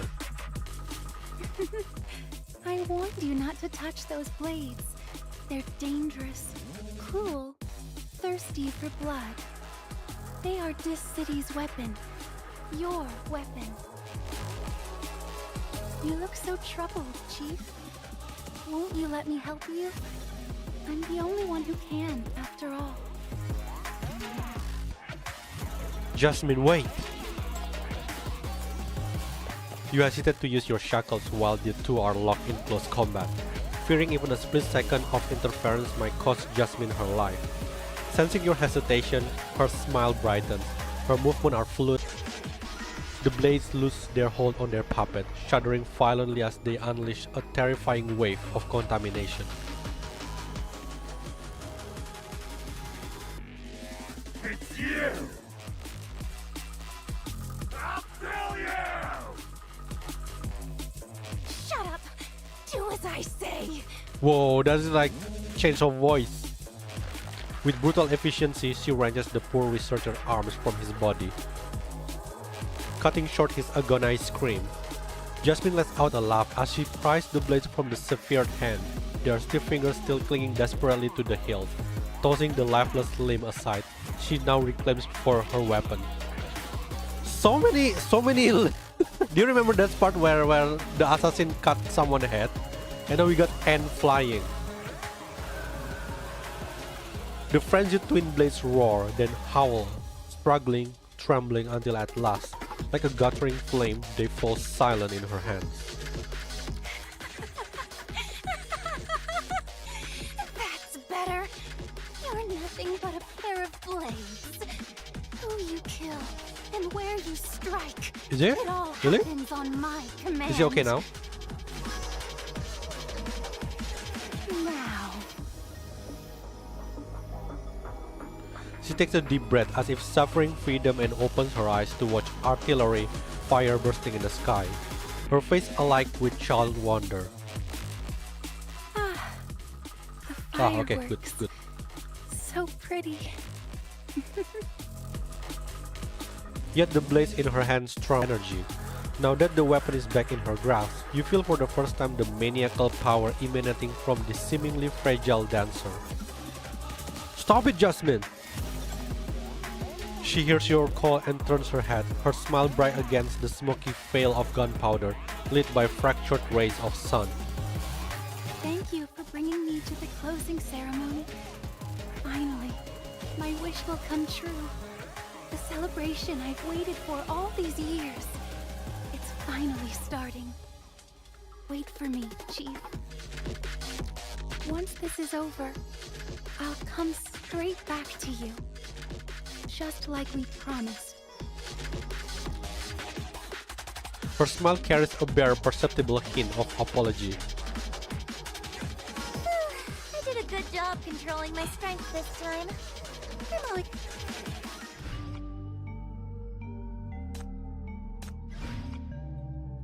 Like, who she's trying to kill? Is it the commander-in-chief? Like, I already know, like, when commander-in-chief is here, it's gonna be... Because chances are commander-in-chief was involved on, you know, the war also, because he's already old. Jasmine's appearance immediately puts everyone on high alert. What is her objective? Same as those outland extremists from just now? There are too many viable targets here. Don't you dare harm Steve! No, I'm not her target. You are. FAC soldiers, Fall back now. Paradisos has me covered. Stay away from her. Oh, she basically just gonna kill every FAC member? Damn! It's too late. The pink figure glides through the crowd like a serpent. Before anyone can react, crimson blooms across the soldiers' white armor, one after another. They crumple. Blood rushes to your head. Jasmine, stop! The prohibition takes effect, sending spikes of light thrusting out from Jasmine's body, but quickly dissipates the impact with a smooth roll as she hits the ground. She looks up at you, not the slightest bit annoyed, wearing the same cheerful smile she always has for you.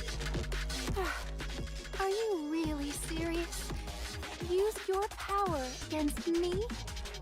I'm the only one who can control these blades, you know. These blades only obey me. If you force those shackles on me, you're just surrendering my body to them. And then, these cursed blades will wield an S-class sinner's power. What do you think would happen then? Let's not go there, okay? I'd hate to lose myself. I'd hate to let these wretched things hurt you.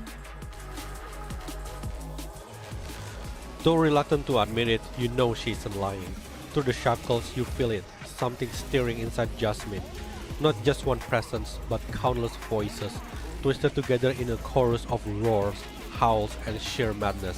You've heard these sounds before, the same ones that echo across the shattered battlefield deep within her mind, where such chaos reigned unchecked. And you know exactly where this maddened voice comes from. Drop those blades now. Their mania is already influencing you. Put them down. Influencing me? No, I pull the strings here. They want me to slaughter everyone I see, just like how they killed my celebration. Why would I ever listen to them? I have no interest in killing. I just want your blade. She hurls the blade from her left hand, slicing clean through the armor of a soldier charging from behind. His raised battle axe held mid-swing, frozen in the air. Let go of that axe, or I'll finish you off too. Drop your weapons! Drop them! Don't fall back! Stop her! Ah! God damn it, these people doesn't listen. No! We are losing! The shoulder hand gripping the battle axe along with the entire arm. How many people got, cut off? He sliced into multiple pieces by Jasmine, those twin blades carved through his armor, slicing through flesh and bone as effortlessly as a knife through silk.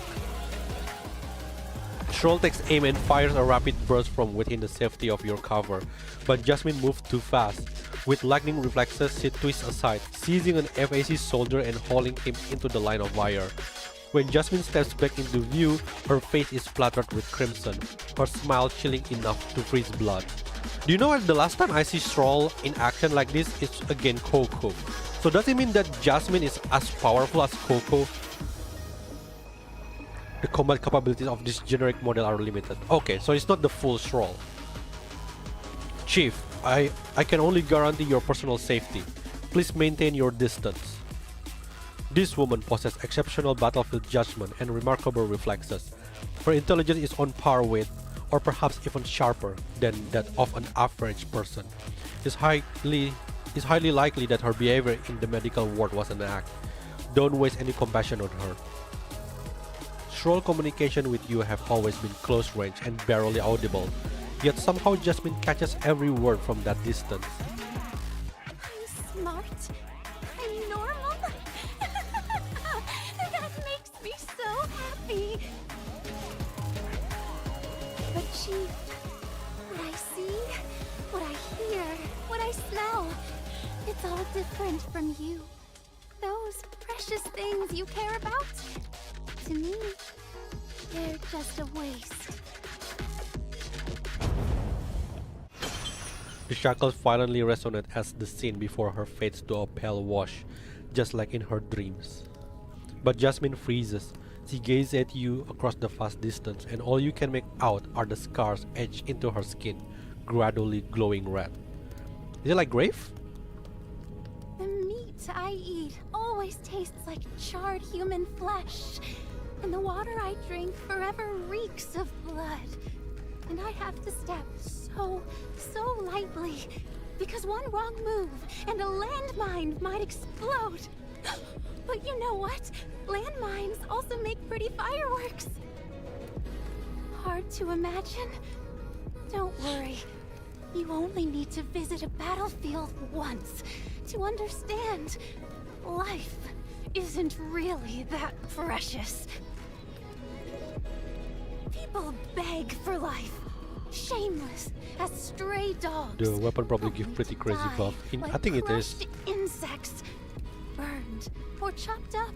They're just sludge. No more noble than garbage beneath your feet. You see it once, and you'll never escape it. It clings to you, follows you everywhere. But it's fine. My mind went crazy. It doesn't hurt anymore. Artillery shells are fireworks. Machine guns, war drums. Blood, just another wine. Dead men don't care which side they fought for. So they'll all make peace, watch me dance, and applaud me. Isn't that what a celebration should be? Your war ended a long time ago, and no one here was part of it. Do you really want to side with them and take revenge on all of this city? She doesn't answer you directly. In her eyes, you see a flicker of gratitude, a touch of regret, a hint of apology, and unwavering determination. Thank you for pitying me, for not killing me right when we met, and for letting me take this stage. Now, I must complete my unfinished performance. So please, don't interrupt again. She pays no more attention to the soldiers writhing in agony, their weapons shattered, their threat extinguished. Her eyes sweep the battlefield before locking onto a distant point, her gaze sharp, unyielding. In that direction stands the heavily fortified FSC command motorcade. What? Is she targeting? Run, dude! She's targeting the Commander-in-Chief! Protect him! Don't let her get close! Ah! It's too late. She moves like a storm, cutting through resistance, closing the distance in seconds. In one fluid motion, she leaps onto the vehicle, her blade carving open the roof. Through the jack breach, she stares down, unblinking, as if confirming a final memory across years of time. It's him. It's him. Then her face twists into a manic grin, a terrifying blend of joy and fury. She found him. Finally found him. I knew it, so he was there. It really is you. Where's he be? That's the one that you're looking for now. Stop her! Stroll strikes with deadly precision at her flank, driving her into a relentless dance of evasion until she leaps from the roof of the vehicle, the instant her feet touch the ground. Jasmine! Obey my command! Don't move! You unleash the prohibition once more, this time at point-blank range. Spikes of light spear through her, shackling her body and will. Before those frenzied blades can claim control, you surge forward, pinning her down, wrestling her wrist and firmly securing those twin blades. Then, we have to use it. Oh, what's gonna happen? The shackles drive deep through both your hands, firmly binding them together while also nailing down those blood-soaked blades. Shrill voices cut through the chaos yet fails to reach your ears with clarity. Then, like a nightmare given form, corruption crashes against your shackles, forcing you to use all your strength to suppress it. Oh right, Jasmine is still pinned down by you and your shackles. You should probably say something to her. This way there's nothing to worry about. You've been possessed by this blade. I'll keep both you and your weapon in control. Letting you back on the battlefield was my mistake. Now, no matter who you are after, it's time to go back to the bureau. Don't let go! It's dangerous! Jasmine stares at you, her eyes filled with terror, an expression you've never seen on her face before. She struggles to break free from your grip, desperately trying to make you let go. Meanwhile, the blades in your hands tremble violently, sending pain through your nerve as they unleash a torrent of chaotic hallucination. Fragments of flesh, thunderous roar, blood, agonized scream, and putrid stench begins to seep into your mind. Amid all the madness, you hear it, an irresistible voice. She's an Outland spy. She fooled you. A murderous criminal. Look how many have died because of her. Think of how many more she plans to kill. This is war. Remember your position. Enemies deserve no mercy. Kill her. Kill her. Kill her. Who knows how many times she's wanted to slit your throat. You hear gunfire and wailing cries, alongside gleeful music and celebration songs. Hell and festivity shatter and merge into one. Every FAC soldier transforms into pitch-black butcher, but also pray to be killed. This is the world one sees when gripping the blades. In your eyes, Jasmine's face has contorted into something monstrous. Her features savage and fierce. You wonder, how does she see you now? When you both grip the weapon capable of killing each other, when the same deadly enchantment claims you, when your gaze locks in burning intensity, what thoughts breathe through then?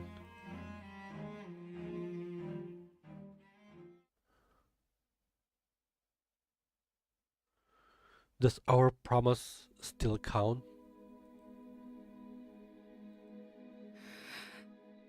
I never forgot. The murderous gleam in her eyes softens. She leans closer, her breath warm against your skin. With deliberate tenderness, she licks the blood from the corner of your eye. I like our promise a lot, and I'm doing everything I can to keep it. I want to finish this quickly, then go back to your side, and go anywhere with you. I don't know what's gonna happen, but I'm guessing she probably kind of like jailbreak the MBCC in a sense, like, you know, and come. Anyway. But if I can't make it back, don't blame me, okay? It's war, after all. The most beautiful promises are always the easiest to break. And I've been trapped for too long. This is your final moment together, though in reality it lasts barely a minute. Broken weapons, guns, blades, axes rain down from above. Before you can even grasp what's happening, Jasmine awakens, and just like that, she's back on the battlefield. She lets you take her hands only to hook her legs around your waist in one fluid motion. With a sharp twist of her hips, she flips you effortlessly, hurling you aside. The instant you are clear, a steel rod spears through her calf. Thank you. Because of you, I can almost believe that not everyone's blood is cold, that kindness still exists in this world. You tumble across the ground, the world spinning in a dizzying blur, before you can regain your footing. A massive metal plate hurtles toward you with terrifying speed, pinning you to the ground. You no longer have the strength to break free. Now's our chance! Pin her down! Get Chief back! This should keep you safe for now. My priority now is neutralizing the out-of-control sinner. I will return as soon as possible. The battle erupts once more. The metal plate shields you from stray bullets, but it also steals your vision. All you have now is sound, the relentless staccato of gunfire and the earth-shaking collision of mania-fueled powers. Jasmine's laughter is gone, swallowed by the violence. The only way to trace her now is through the fury and agony erupting in her wake. Before the shackles completely break apart, You hear her final cry. I have no interest in killing people, but you're not really human, are you? You're nothing but this city's blade. So die! Defeat the enemy core target.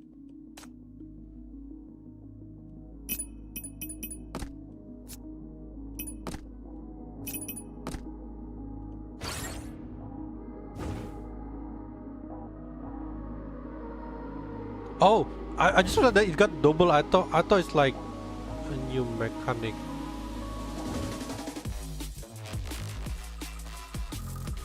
So let's just watch how it goes.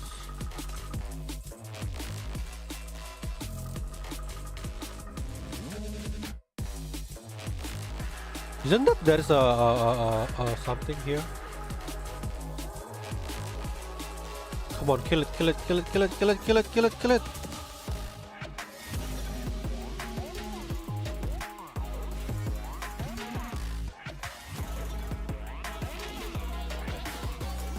Okay, one more.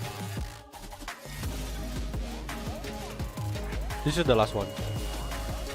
Yeah, I had that visual glitch also. I don't know what the cause, but when I played from my phone, it's fine. It's only when I play with emulator, so it's probably emulator problem.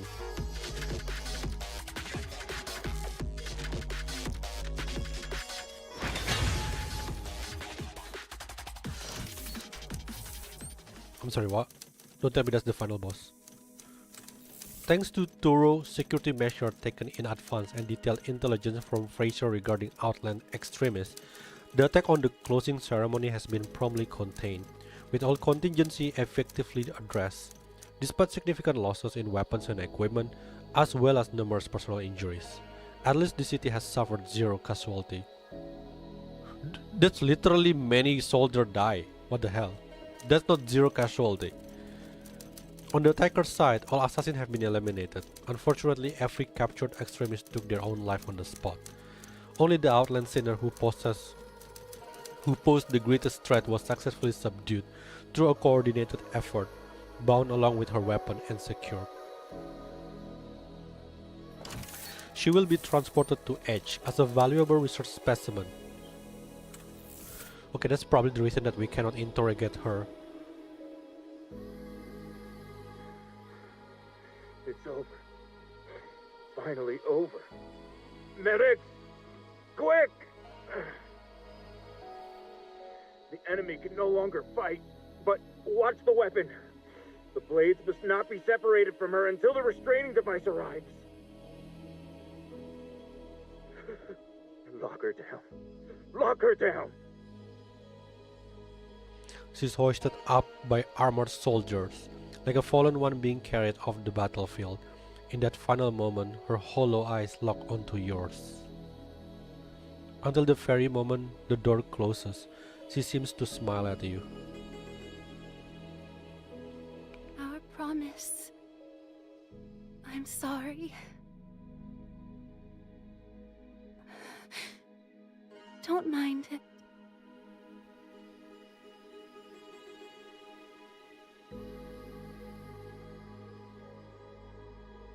Chief.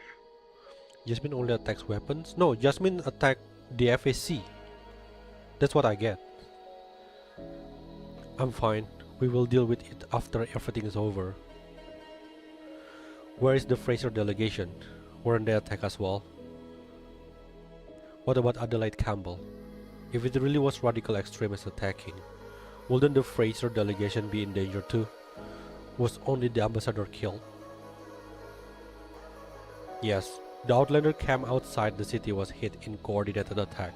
FAC has since stabilized the situation, and most personnel have been accounted for. However, Advisor Campbell remains missing. Initial reports suggest a possible kidnapping. Parfait?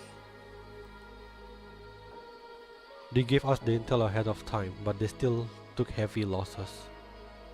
I should go there to provide support.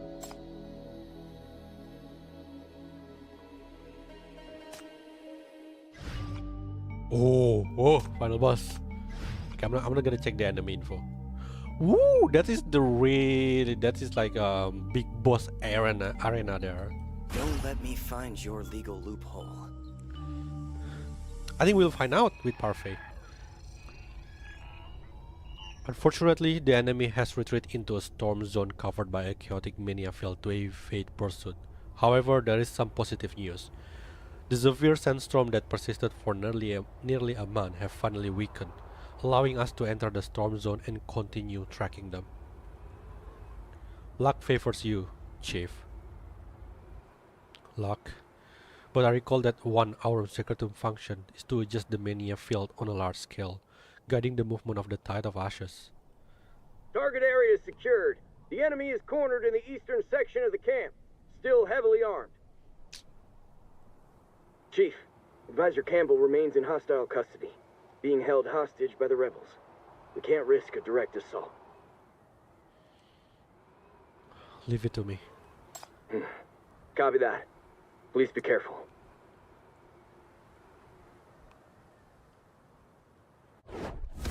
The Paradisos Triangle, small and silent, flow through the area, probing every corner to find a path.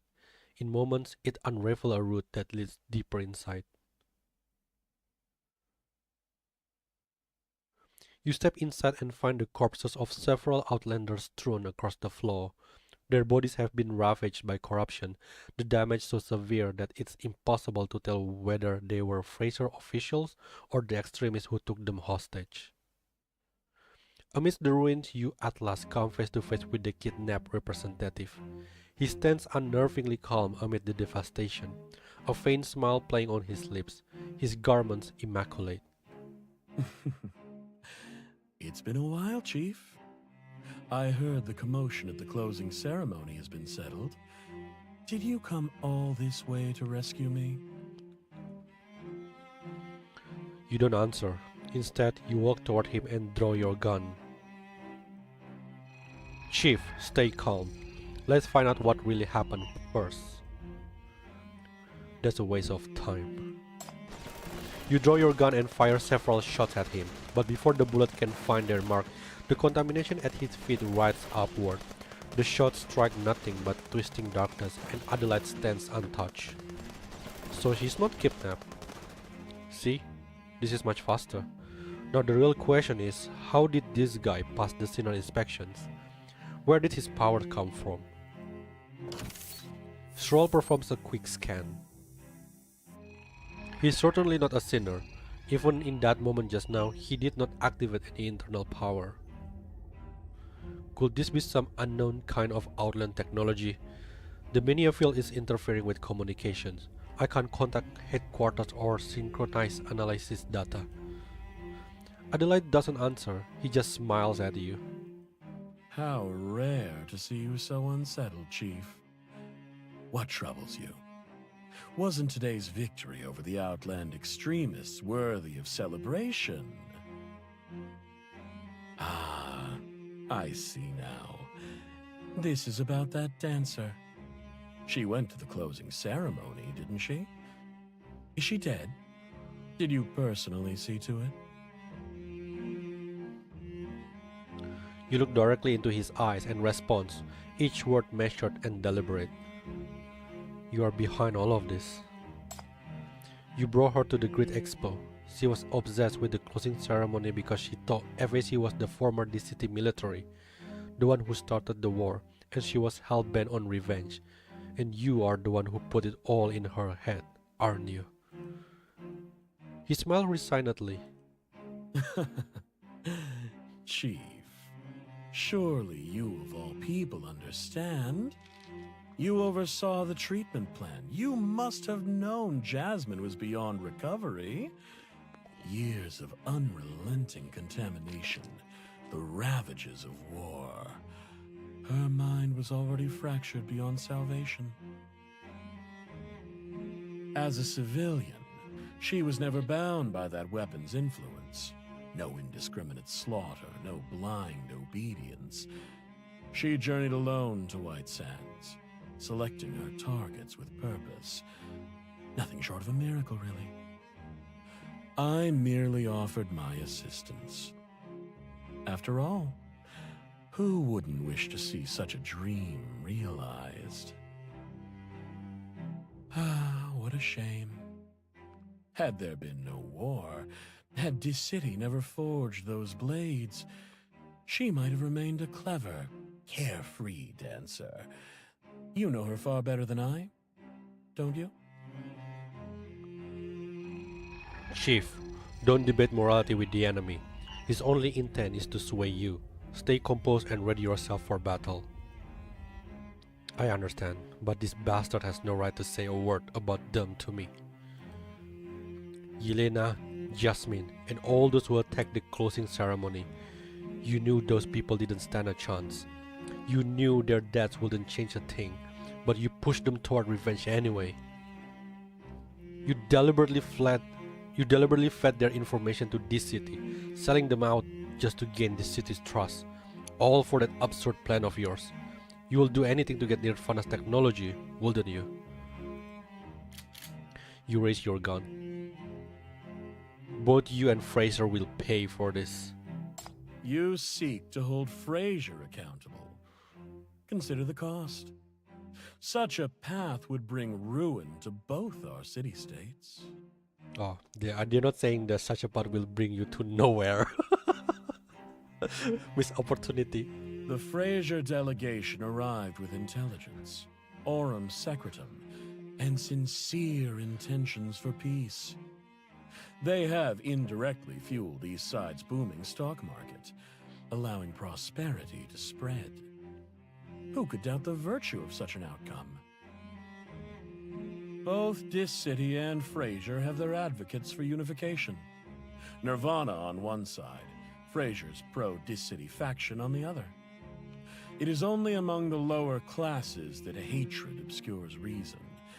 The enlightened elites, however, have long transcended such parochial loyalties. Consider this. Mutual suspicion breeds only war, while cooperation revitalizes resources, enough to harvest the world itself. Which path do you suppose people will choose? In the end, they will believe what they wish to believe. The contract shall be signed. Nirvana has no recourse but compliance. Let us celebrate the union of the two great city-states and the dawn of a new era. And now, allow me to present a shared adversary, one to fortify the bonds between you all.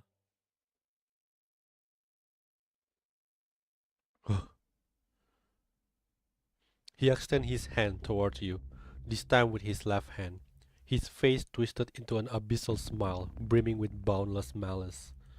I am Adelaide Campbell, collaborator with the Underground, architect of the Outland's corruption, the hand that twisted aurum secretum and delivered sinister power to vengeful souls. And now, I intend to drive a wedge between this city and Fraser. Am I not what you've been seeking all along? You're a saboteur sent by the Underground? Or are you throwing yourself under the bus just to clear Fraser's name in all this? Like how you sold out those Outlanders who came for revenge. He flashes an approving smile at you. Fraser is far too shrewd to risk open war with this city.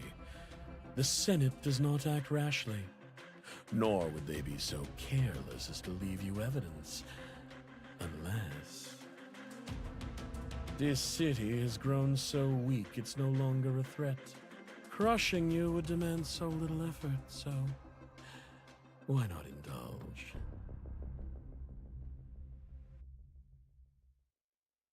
A bright red mark flares to life on his hand. In the next breath, a gust of contamination surges toward you. With lightning speed, Shroll throws itself in front of you and your squad. My squad? Do I bring a sinner with me? Fall back. It deploys a small barrier field to protect you all, but in doing so, fails to avoid a strange spike hidden within the storm.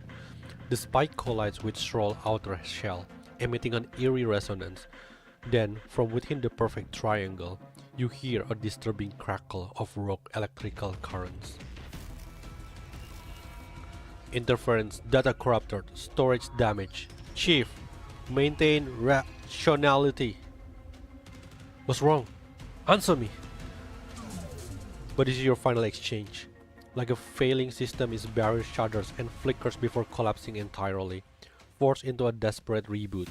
Now it can barely sustain its most fundamental function, shielding you, and only you, at close range.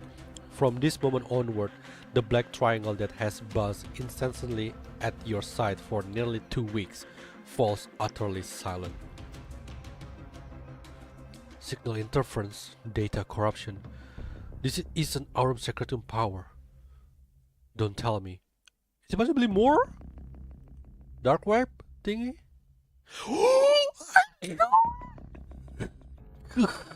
She's still there. Your internal She's in this. vulnerability is plain to see. Competing interests paralyze progress, each faction too busy guarding its own spoils to notice the rot. Why waste bullets when greed is enough to do most of the work? Today's city is What a truly reveal. riddled with flaws, decayed and fragile. Now then, I'd like to proceed with another test. I'm most curious to witness the true measure of your worth as this city's secret weapon. Moore is basically the one that interfered the Shroll.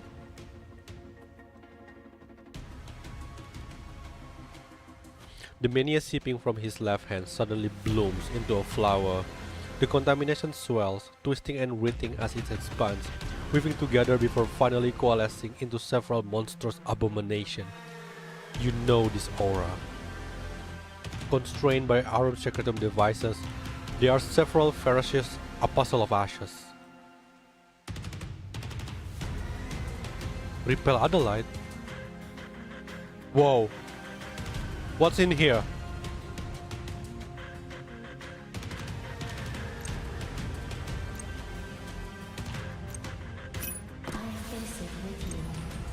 It's kinda weird to bring more against him. Debugging completed. You're under protection now. I can stand here? Take Oh, this cannot. seriously now.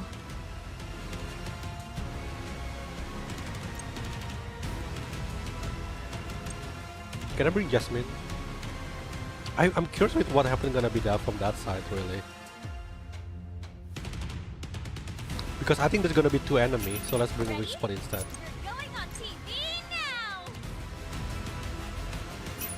Huh?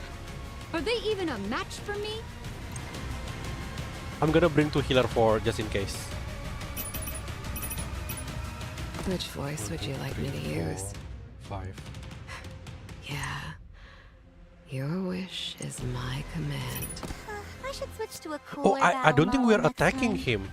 I think he gonna summon something here, actually. Because he doesn't have the red tingle.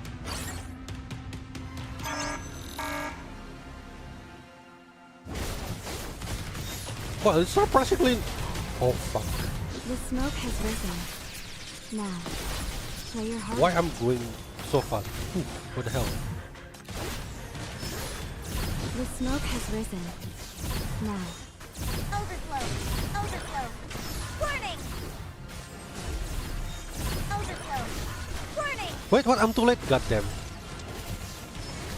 In the name of I missed the chance to break him. The smoke has risen.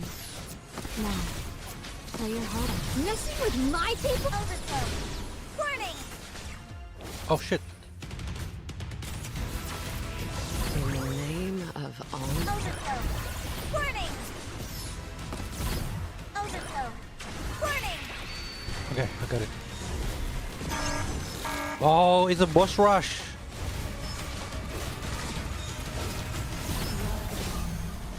Oh crap! What the hell? What the hell? The smoke has risen. Now, play your heart out. Messages. God damn it, I can't move fast enough. I haven't replied yet. Overflow! Overflow! Warning! Overflow! Warning! Messing with my people? Stop! Here comes the breaking news!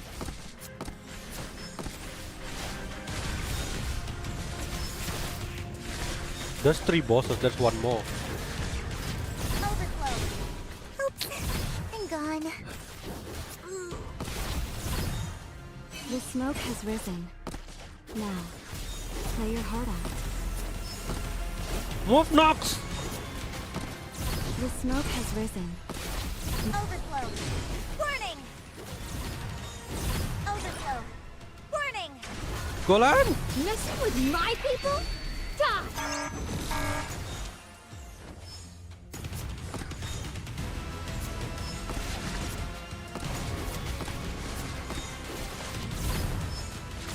Messing with my people? The smoke has risen. Now. Ah, damn it. I need to slow things down. This time, here comes the breaking news! I need to play on slow mode after this. It silenced me also.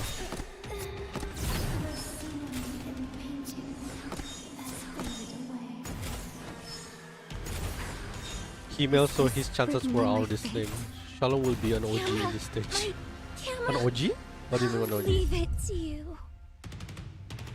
It's so... Don't Here's touch the thing. pollutant. Keep up.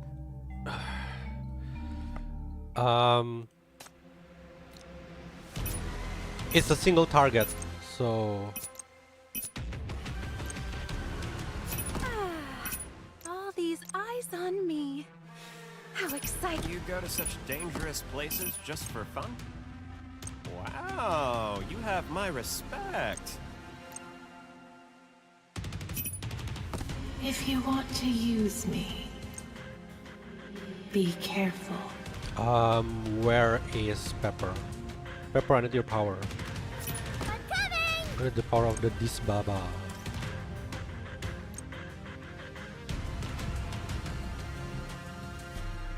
Who else?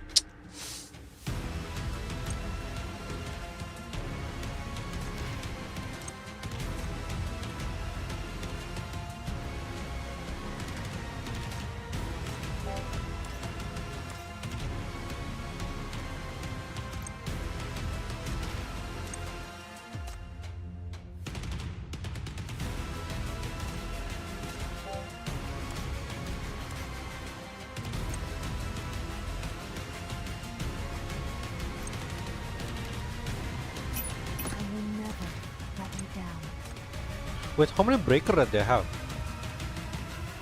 I don't think I need to bring 0 because it's too many already. What should I give Sumire? This one maybe? I don't know. I got nothing else really. I need a healer. Duro is still good one. Good choice. Yeah, I can't do that, so... I must take this seriously now.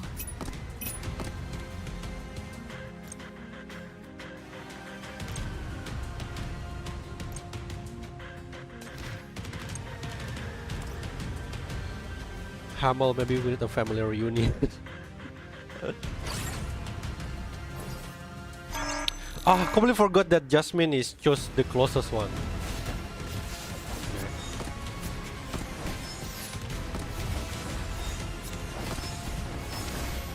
Shit. The smoke has risen. Now, play your heart out. The smoke has risen. Now, play your heart out. Okay, I can't let Pepper here, Duo here, and here. Cool.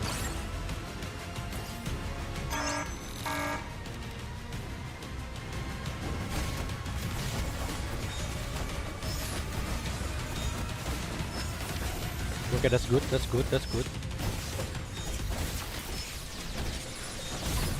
The smoke has risen. Now, Okay, I think like they're doing like a 3x3. How do I heal them then if that's the case?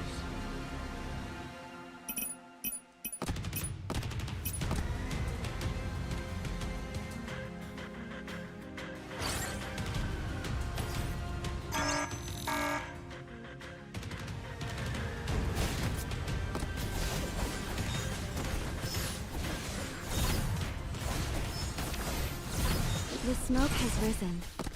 Now, play your heart out. Lefty probably can survive that, but the rest cannot.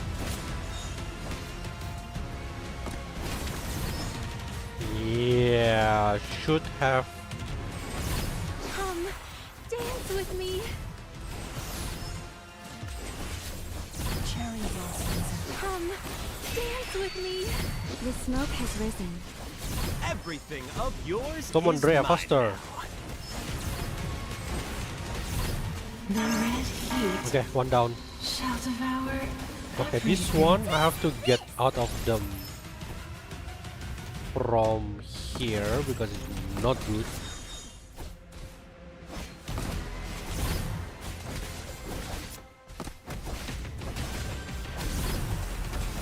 The smoke has risen. Now, play your heart out.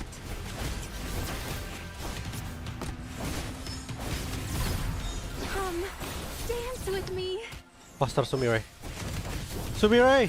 Cherry blossoms are falling. Nice. And so will you.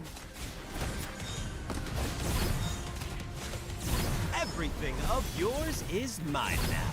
The red heat. The smoke has risen. Now, play your heart out. Cool, one more. I don't know what this thing do. Silence, okay. Maybe I should just move him a little bit here. He's not gonna move forward, right? Okay, cool. The star What? What is happening? shall ultimately die in darkness. Come, dance with me. Come. Oh no, I lose my main dance with me. DPS. Is this He just one-shotting me like no people business. Boy. Come.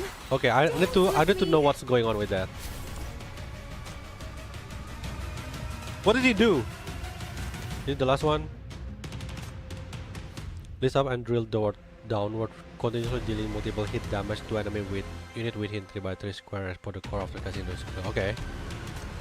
Hit Heart Reaper brings both claw together and drill down forward, dealing multiple damage to the area in front when the skill is enhanced.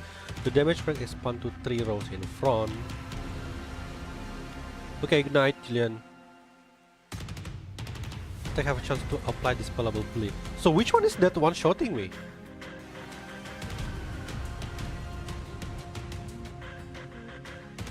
Lift up with the drill downward, continue dealing multiple hit damage to enemy within 3x3. Okay, I think I dodged this one.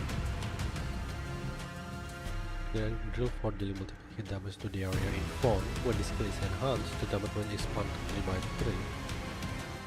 The first one, this one? Is that the one that killed Drea? I don't think so because I think it was single target. I have to look again.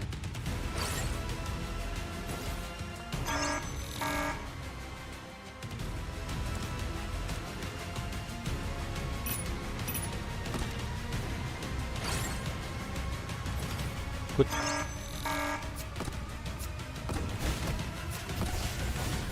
Okay, this one is already past the thing, so I think from now just move it like this. I think this is good position. Because now I think Levi still can get heal. Sumire doesn't attack though. God damn. Dance with me.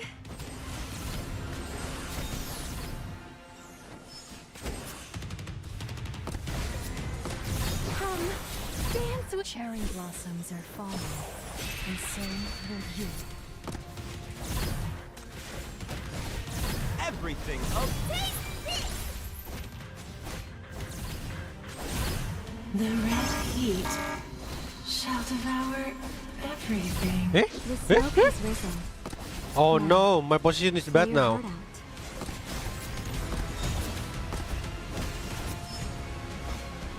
Ah, this is not good.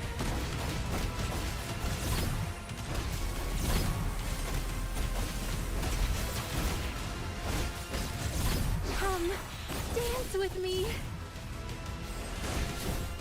Cherry blossoms are falling, and so will you.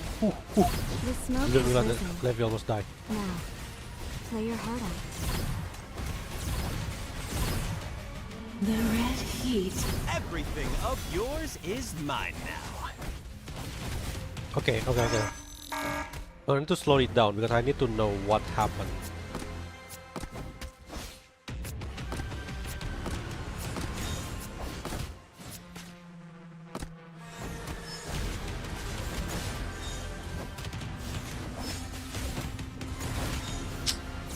The smoke has Oh, there is something under. risen. Play your heart out.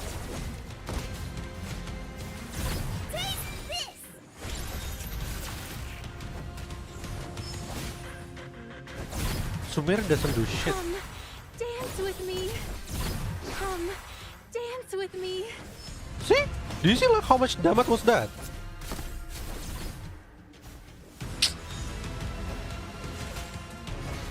Ah, god damn it. Not in. Oh right, Sumira have to attack.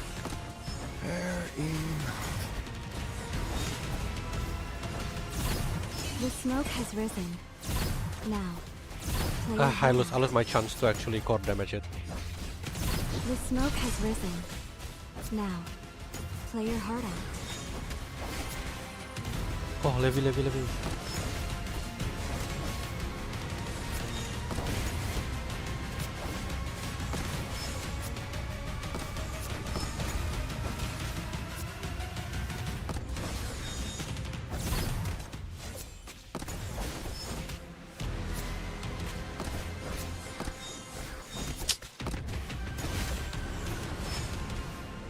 Show me your core, come on.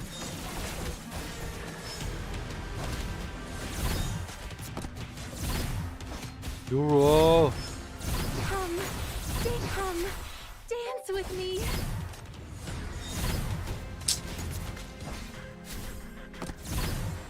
How long is the silence? Come on, man.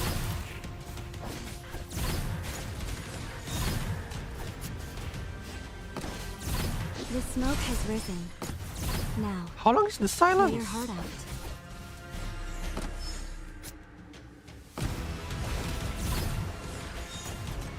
The silence is not over. The stars shall ultimately die in darkness. Come, dance with me. Did I use? Oh, I reached my revive already. Everything of yours is mine now.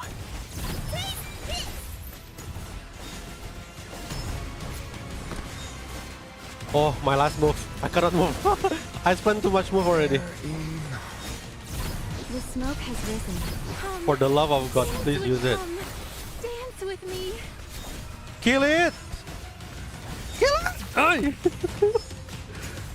Jasmine!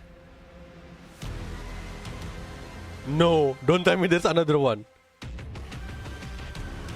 Oh, thank God.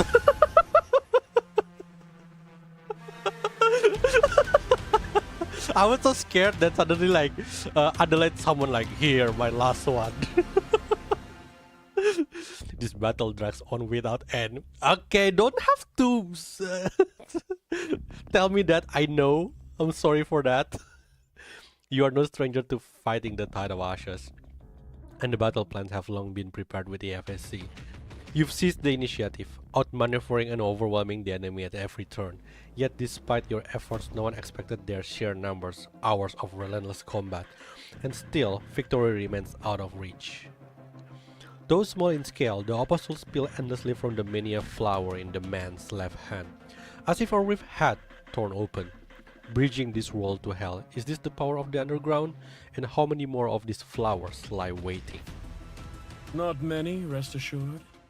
Even that one cannot bestow gifts endlessly upon others. For an entire hour. The shit. Only 4 sages wielding this power would suffice to bring you considerable inconvenience.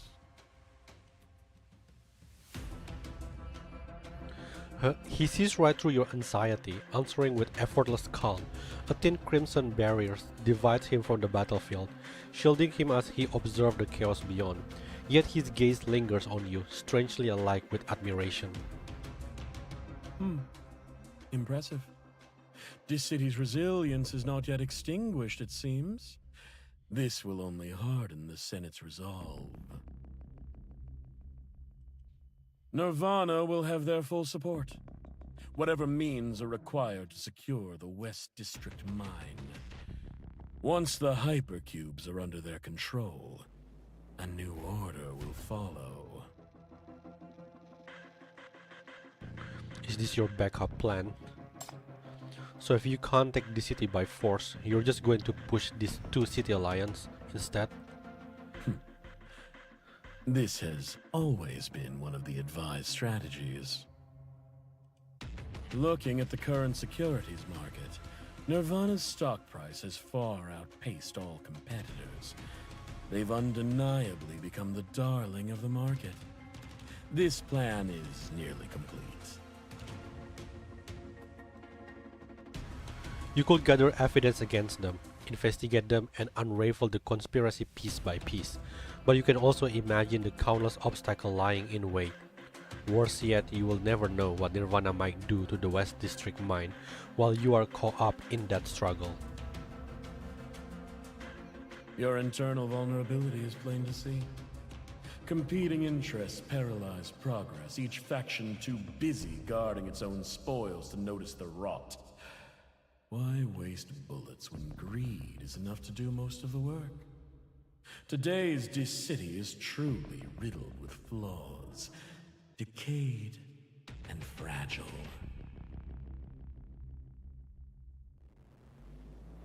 You are right, I'm not that familiar with D-City High Society games. If you manage to get that contract signed, my friends and I will definitely be on the back foot. From what I've heard, these financial games are all about surprises and thrills. Not really my thing, but maybe someone else can. As you said, competing interests paralyze progress. Each faction too busy guarding its own spoils. It's this city flaw, but in a way, maybe that's what keeps it running.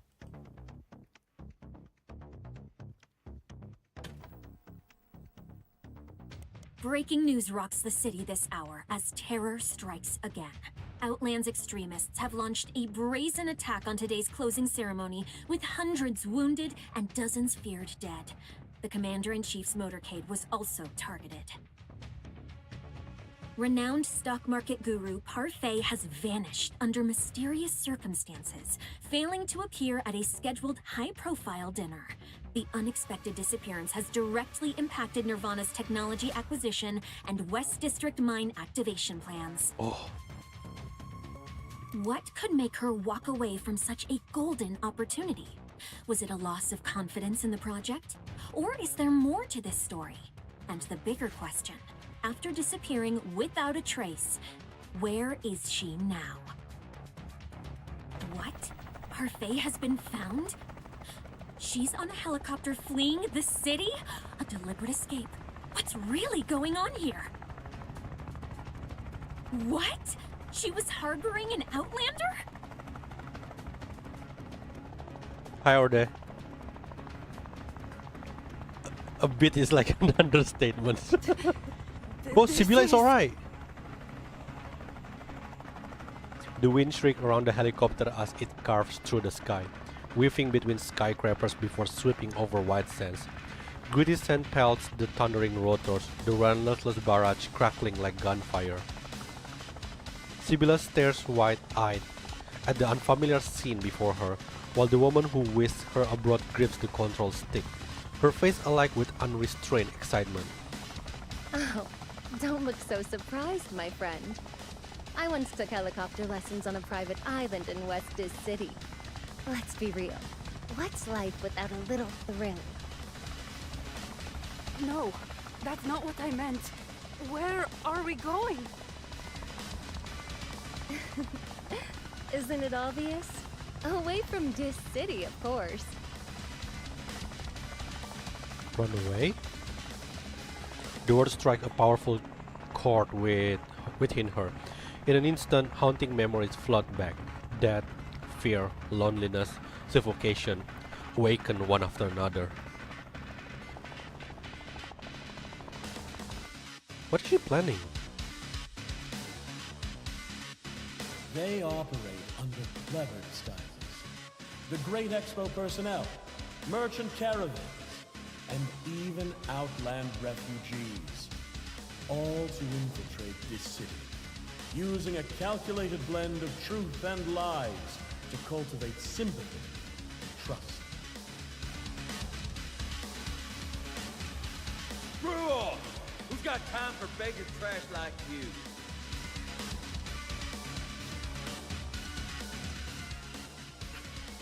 Why'd you stop the act? At least be professional with your sob story. Go on, keep it up. They don't understand our suffering. They can't even imagine it. People living in a different world simply cannot see our pain.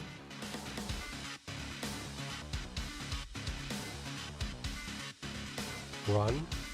Run? Run?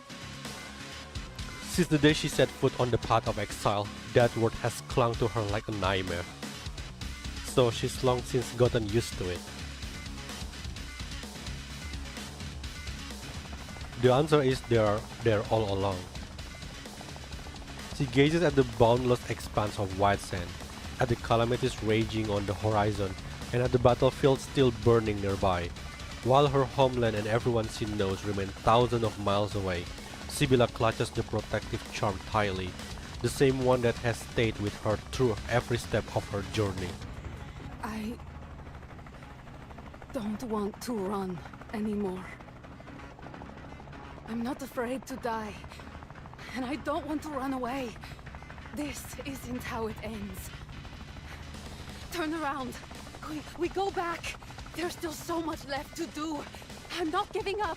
There has to be another way. It's not over yet. Let me go back. The night glass reflects Sibyl's expression, and Parfait watches, satisfaction glinting in her eyes. Even across vast distances and divergent paths, those of true golden quality will always shine, and this city's stock market guru never fails to praise her own eye for talent. Running away? I never said so. I see immense value in you. Why would I ever let that go to waste? She grips the control stick tightly. Hold on tight, my outland friend. Now Parfait Medici is about to put on a grand show. A swarm of drones has closed in on the helicopter, their loudspeakers blaring relentless messages. We found her! Parfait! Are you okay? Say something if you can hear us! Stock market guru! Quick! The camera's on her now! See what's happening inside the helicopter! Huh? We've got footage from inside the cockpit! That pilot, it's actually Parfait herself! No kidnapping, no coercion. She's flying the helicopter out of this city, ditching her own dinner party and investments. This makes no sense! Why would she do this? Wait, there's someone else on the aircraft. An outlander? And looks like a homeless beggar? I know that outlander. She showed up at the Great Expo. Could it be? Parfait got some critical information from her?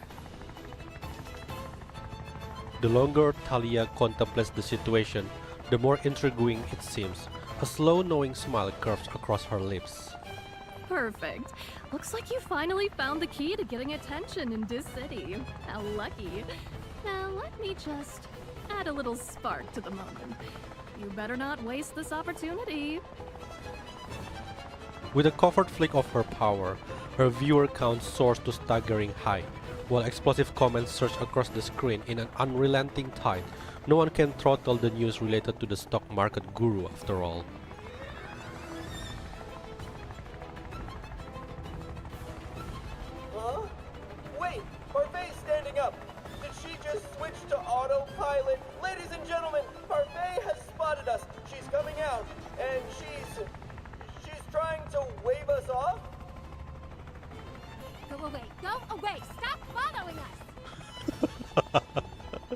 What's happening? Parfait looks extremely agitated. She's desperately trying to shield that Outlander. It's like she's hiding something. Could it be? Could that Outlander actually be connected to the Nirvana-Fraser collaboration? What kind of bombshell does she have that's big enough to make even the stock market guru ditch her own dinner party and investment plans? This can't be just some minor leak. It's got to be massive profits, groundbreaking secrets, market-shaking news. Oh my god! I don't know, I find it funny the way he speaks. Outlander! Hey! Say something, Outlander!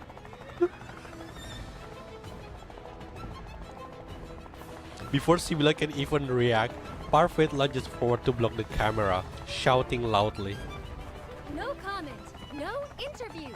This has nothing to do with the stock market. She has no connection to Nirvana or Fraser. Go away! Parfait's agitation only ignites everyone's curiosity, making them even more convinced of their own suspicions. Aha! Just look at that reaction. I was right. This Outlander is definitely sitting on a huge story. Hey, friend from the Outlands, don't be afraid. We're nothing like Parfait. We're here to help you. And every investor in this city has your back. Just tell us what happened. Why did she kidnap you? This is about Nirvana's investments, right? Tell us! Say it loud! Everyone's listening!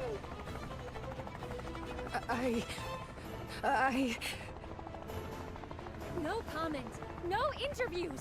She's mine. Don't follow us, or I'll attack. Huh? Oh no! Hypercube! All this city investors, you're not seeing things. What we're filming right now will shock the entire city. She's raining hypercubes! Whoa!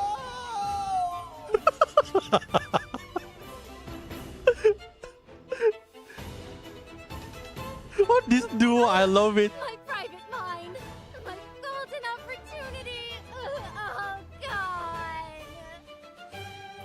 Oh my god! Sibylla's stares mouth wide open as Parfait theoretically beats her chest and stamps her feet. But beneath the dramatic display, she catches a witty gleam in the stock market guru's eyes.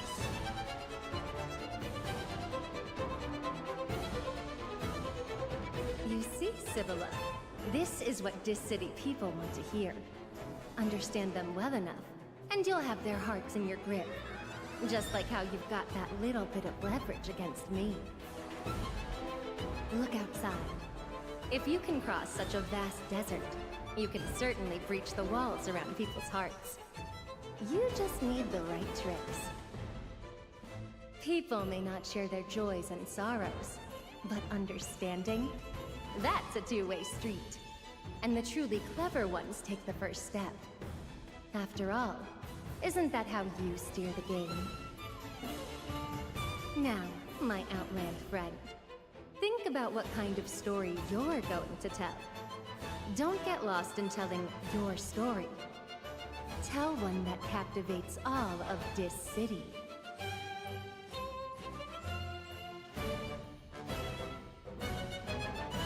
Beneath her theatrical demeanor, Parfait lifts her hand slyly, a single half-lidded eye glinting from the shadows, just as the people of this city believe that wealth is measured in currency, which allows her to fabricate money.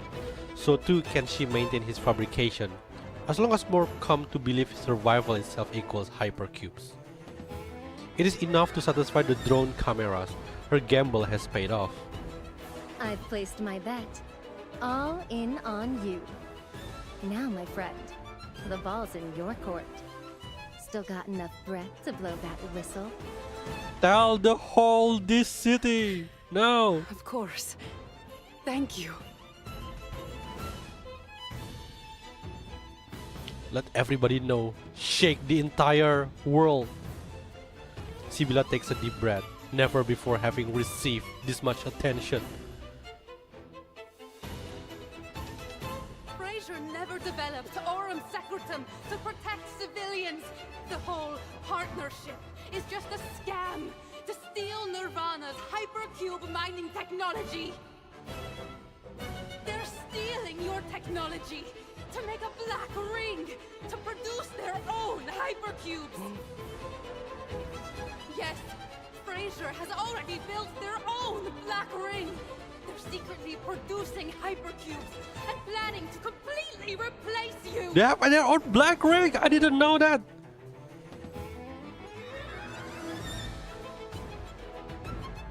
No wonder it has the inheritance. The news spreads like wildfire. AI-generated headlines flood the network. Their ripple evac surging even faster across Fairyfield. Nirvana brutally deceived by Fraser. Outland Black Ring returns. Humanity faces extinctions. There's even gonna be Black Ring in the Outland. Crisis and opportunity for this city. New hypercubes. Shocking revelation. Why has investment guru Parfait abandoned this city? Nirvana stocks in free fall. The shocking source of mysterious short selling.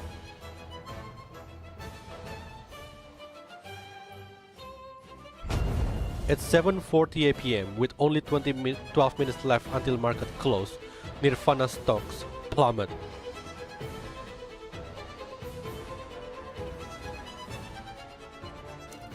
So we got played.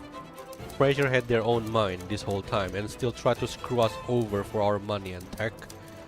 I told you from the start, working with Fraser was like a cure worse than the disease. That intel from the extremists is useless the whole time. There are hypercubes out there too, and nobody thought to mention that in any of our meetings. I put resources into Outland transport for nothing. So what? Am I just a joke now? Relax. Fraser might think they are being smart, but what about their stake in this city? You really think they will cut ties completely? Is that even possible? And what about Parfait? She slip away clean while we are stuck cleaning up her mess? That woman definitely knows about this information all along. She never makes a move unless she's sure. That clean of an escape. She's probably already cut a deal with Campbell to short us together. Wait, with a Campbell? The only Campbell that you can trust at this point. Probably Aureate. What a master of credit. Can anyone still contact Campbell? Whatever it takes, bring her back here. Bring her back here? You're still arguing? What about the new mine? If we don't force activation now, we'll still take Nirvana seriously. Get your men on PR immediately. Just tell people Nirvana holds a higher purity hypercube refining method, and Fraser is just knockoff that can't handle mass production. Look, Parfait's gone, stocks are crashing, and the public going wild. At this point, we will better start figuring out our explanation. You really are fearless, aren't you?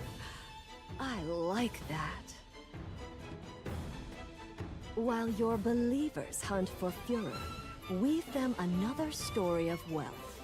Convince them it's real. You've done it before. You'll do it again. Just as I believed you wouldn't disappoint, and you would keep surprising me, today proved it delightfully. Now, my dear Campbell friend, what will you do next? What are you gonna do, Adelaide?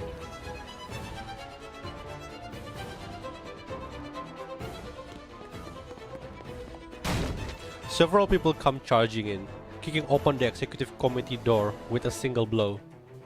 No! I refuse to accept this! Parfait would never do such a thing. She must have been taken hostage. Rescue her first, then we'll talk. Be patient, Representative. This is no small matter. In this city, Nirvana has more enemies than you realize. For the sake of your corporation, you must endure this. The new speaker surveys the room, having to make a conscious effort this time to maintain his composure and hold his smile back. It is with profound regret that I must declare the Aurum Secretum collaboration is hereby suspended. The Cabinet will oversee and verify all subsequent investigations. Chief Lang, Chief Lothalon, you may proceed. No problem.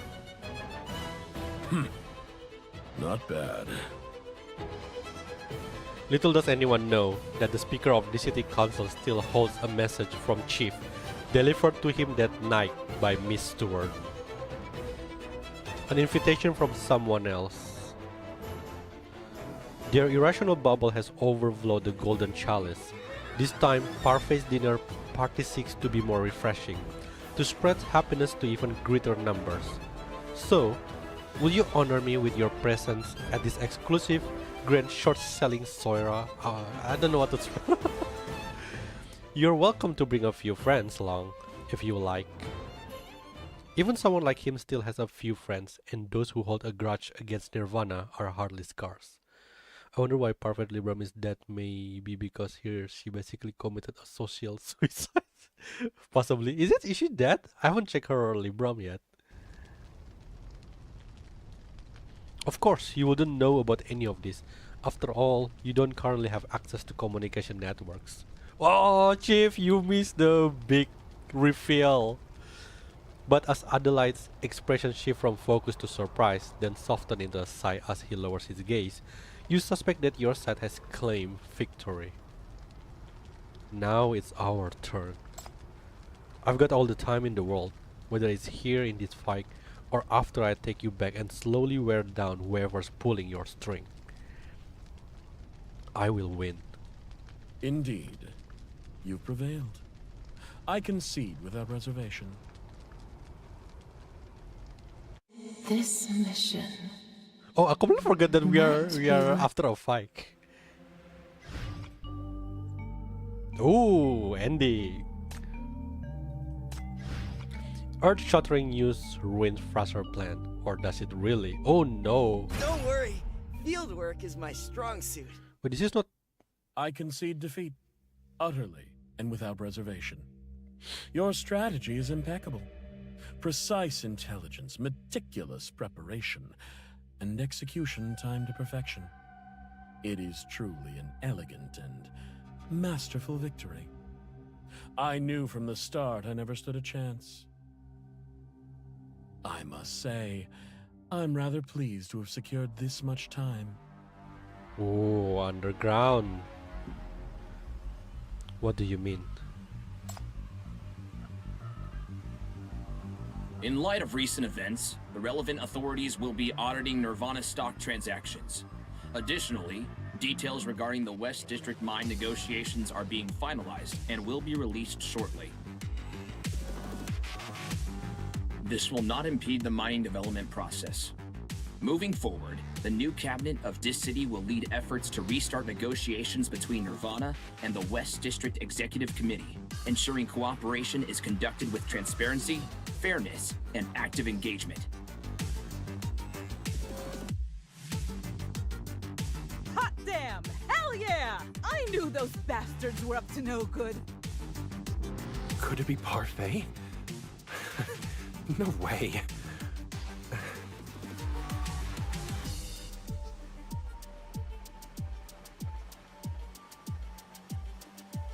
As people around her react with shock or gleeful celebration, Elvira stands in the corner watching the news.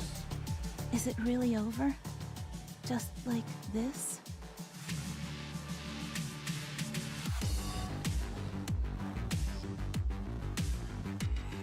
Adelaide doesn't answer. Instead, from his pocket, he retrieves a pocket watch, delicate gold roses inlaid across its surface.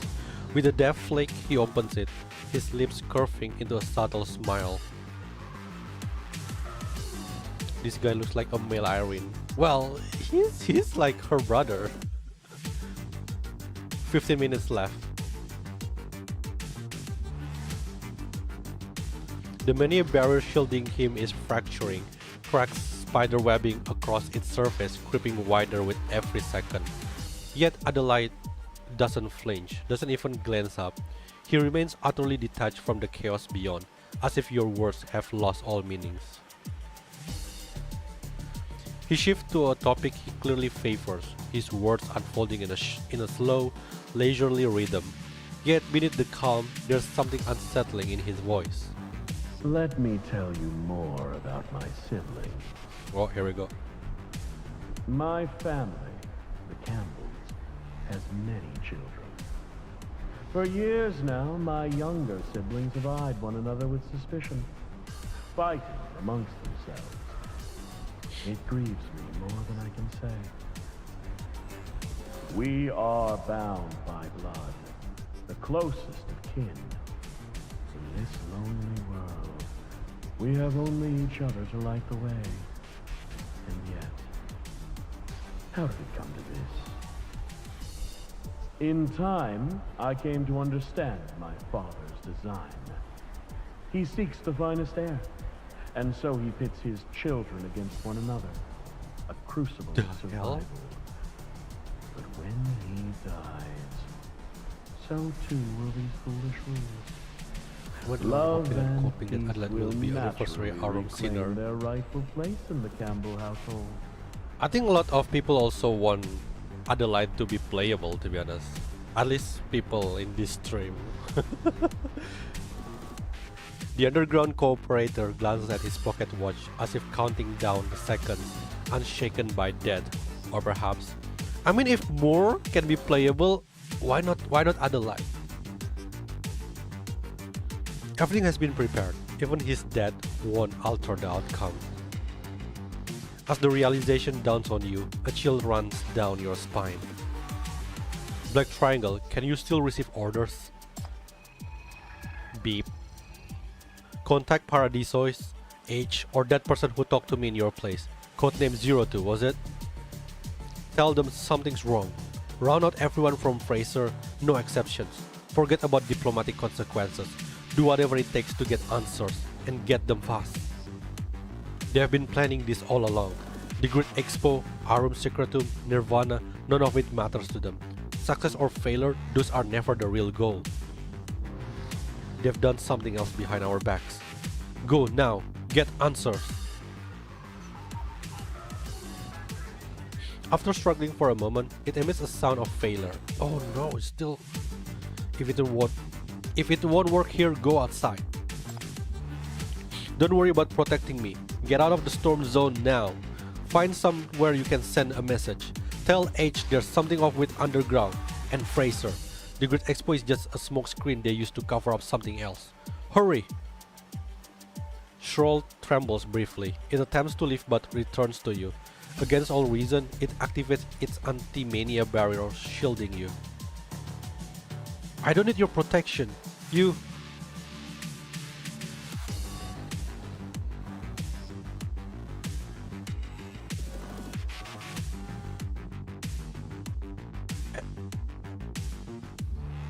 Wait, X? Shalom? Or a replacement? Oh no, okay. She made me cry. I thought Shalom is awake or something. Fuck. The many flux in the Outlands territories are indeed abnormal. What's the third observatorium conclusion?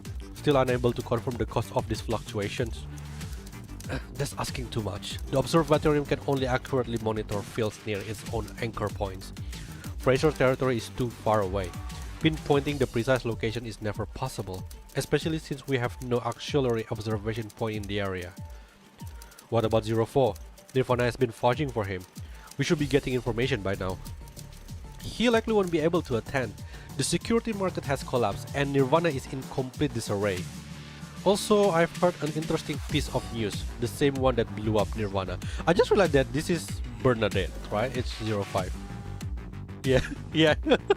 I just noticed that. An Outlander Fragrant claims that Fraser has orchestrated its own black ring.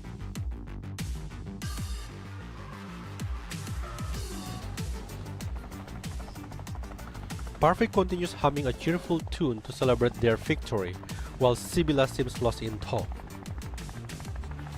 At some point, without her noticing, The protective charm that had safeguarded her journey broke.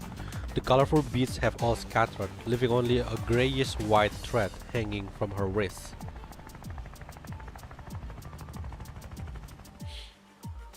But what is his actual plan then if they don't care if this is success or failure? In the final 3 minutes, an elite FSC squad arrived at the MBCC chief's site under emergency orders to provide protection. Upon arrival, they still believe everything is already firmly under the chief's control. Oh no, it's gonna be something.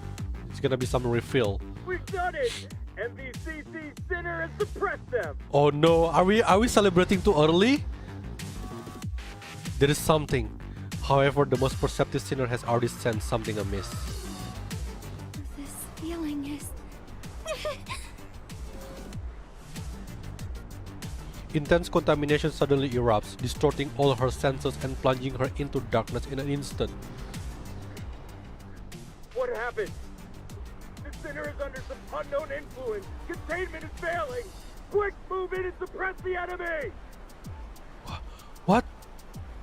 Fortunately, this isn't Hekate's first encounter with such contamination. She can endure it, but unfortunately, she recognizes its source all too well. Don't tell me it's Black Ring. Did they just gonna blow up Black Ring inside this city?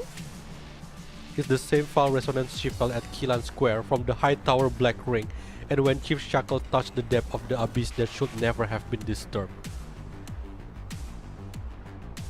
But Chief is right in front of her, and he clearly hasn't touched anything. No, this is not right. The contamination source isn't here, but somewhere far away. The enemy's goal. That man's target has always been... Hurry!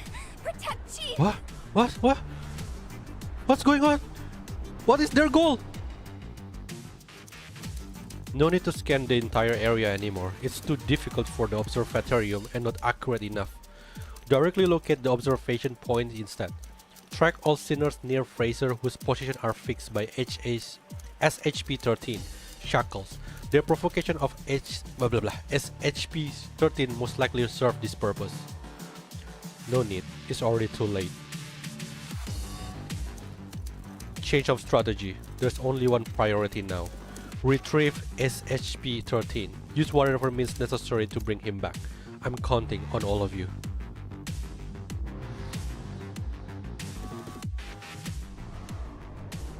In the final minutes, Adelaide's crimson barrier shatters at last. You want to strike, but your body refuses to obey. You can no longer make out the black triangle or see your companions. Inside you, the shackles spill free in a torrent of unrestrained power. Despite being only steps away, even his face is lost to you now. Only his voice, infused with mania, penetrates through your shackles, piercing deep into your soul. You must find this feeling unfamiliar because you are strong. In the Outlands, I've seen too many people with fate's grip around their throats. Way too many. I've grown accustomed to it. Don't grieve for Jasmine, nor rage against the people of Fraser. We are all brothers and sisters. Fate wraps its fingers round every throat equally, whether in the Outlands or this city, whether good or evil, whether you or I. Whether that has meaning is not for us to decide. Even Fraser never stir up hatred. Those poor souls will still march one after another down the same path. Had you stood there yourself, you would understand. This is a path of sacrifice that cannot be diverted. Dear Shepherd, we cannot reclaim the past, nor can we halt the future. So we must find a way to give meaning to all these inevitable sacrifices. We must change something for them. Change the rules imposed by this city, and I propose we start with you. After all, you've already demonstrated your unique value to this city. For the revolution to come, I'm afraid I must ask for your eternal silence. Sacrifice? What do you mean? Ah, by the way, my sister's new friend is a sinner from MBCC. No! You must be acquainted with her, I presume? Kippa invited her to visit Fraser. and they were likely going to celebrate a birthday together. Regrettably, my Dis-City business trip coincides perfectly to make me miss the occasion. I swear to God, if you do something to my daughter, tell me straight, what have you sacrificed? What did you do to Hela? The moment the shackles release, the spikes piercing through your body are pitch black, brimming with contamination instead. But you are beyond caring now. You must catch him, no matter where he runs. You must catch him. The spikes slash across Adelaide's cheek, but he neither dodges nor wipes away the blood. He only watches you, his gaze a twisted mix of admiration and pity. The mania flower in his hand gradually dims, yet still possesses enough power to slowly coalesce into a massive shadow. The shadow bows before him, inviting him to step onto it. Regardless, you have always been my purpose for coming here. Even my pursuit of this great expo was for you. Thank you for being so vigilant, brave, righteous. When you decided to personally come and punish me, my purpose was already served. Adelaide bows to you as the shadow envelopes him, while another hand reaches out toward you, only to be pierced by the spike of the shackles. The monster lets out an agonizing roar as it leaps upward, soaring into the sky. With every ounce of strength you have left, you use the shackle to anchor yourself to the monster taking off. You're not getting away! 0 seconds left. What the? We are 0-0? Another one?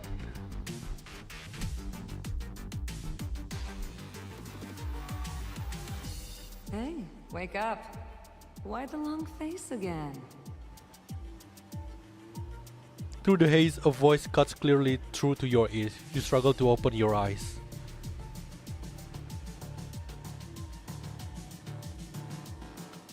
High in the sky, amid howling winds and swirling sand, you first glimpse a figure clad in red, then an enormous military vehicle soaring through the air. It's you. You recognize this vehicle. There's a gash in the roof, Jasmine's handiwork. This is the Commander-in-Chief vehicle from the closing ceremony. Who are you really? I'm an arms dealer. Naturally, I go wherever there's war. You look like hell, though. Did someone turn you into a war trophy? Go ahead. Pick your poison. Fraser or me. War trophy? The murderous impulse that once contaminated your mind stir once more. You've got to be kidding. I'm going to find them. All of them. Everyone involved in this. I will kill them all. Whoa! Whoa! She's actually saying that! Oh my god, she's actually going to kill someone. Holy shit! This is a character development. I think Chief is getting to his crazy version. Getting closer and closer to his crazy version. She watches you and slowly a smile spreads across her face. The state suits you well. So, time for war. You just don't touch our daughter. You just don't. Do you see what happened to Yugu? We are just so angry. She draws her blade from her side and then...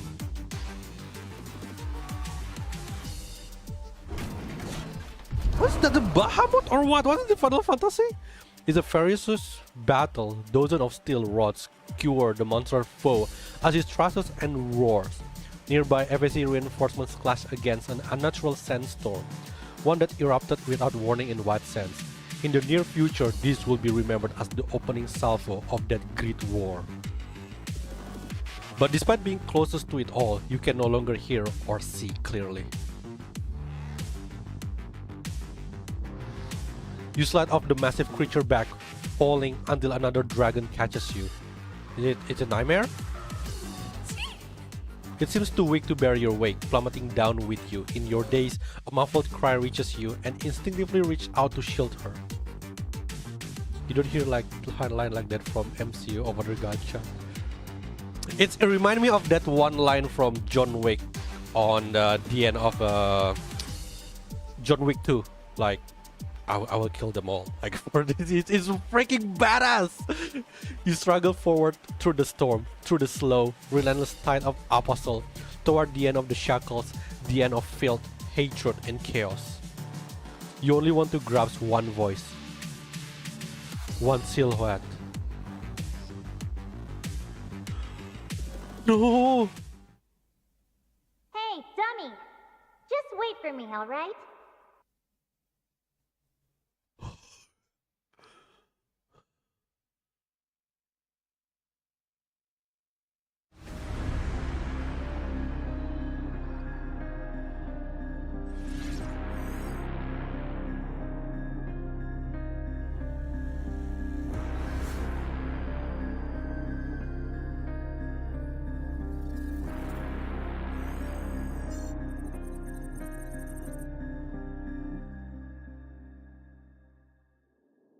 Why didn't you bring that one back? No need. I'm the savior here, after all. That life is mine now.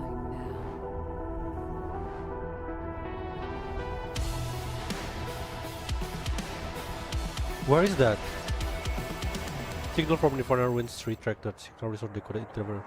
Catherine Augustus. Oh, so that was Catherine?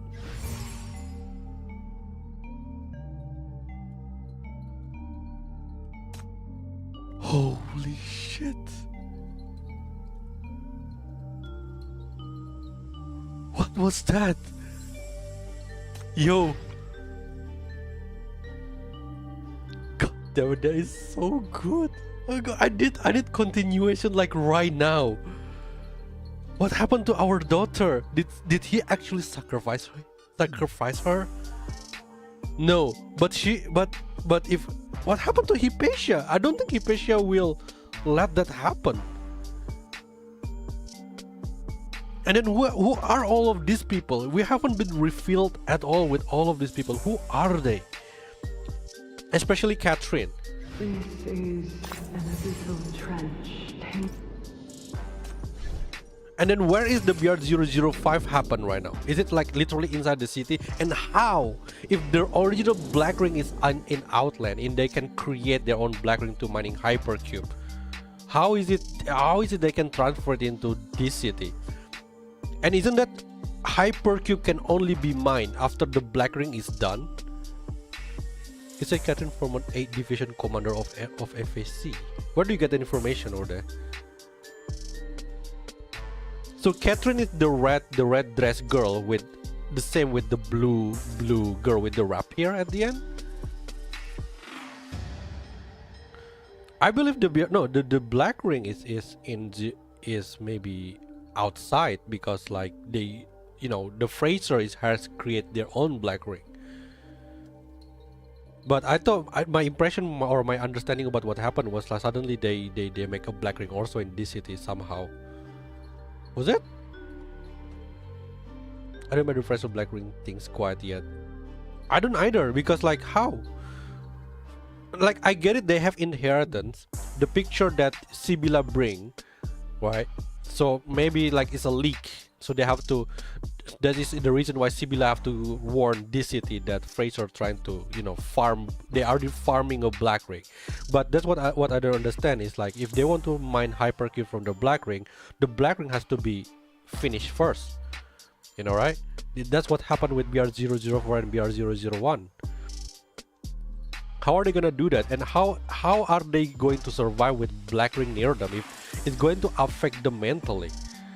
There's so many questions about how the technology in Fraser works from the final cinematic.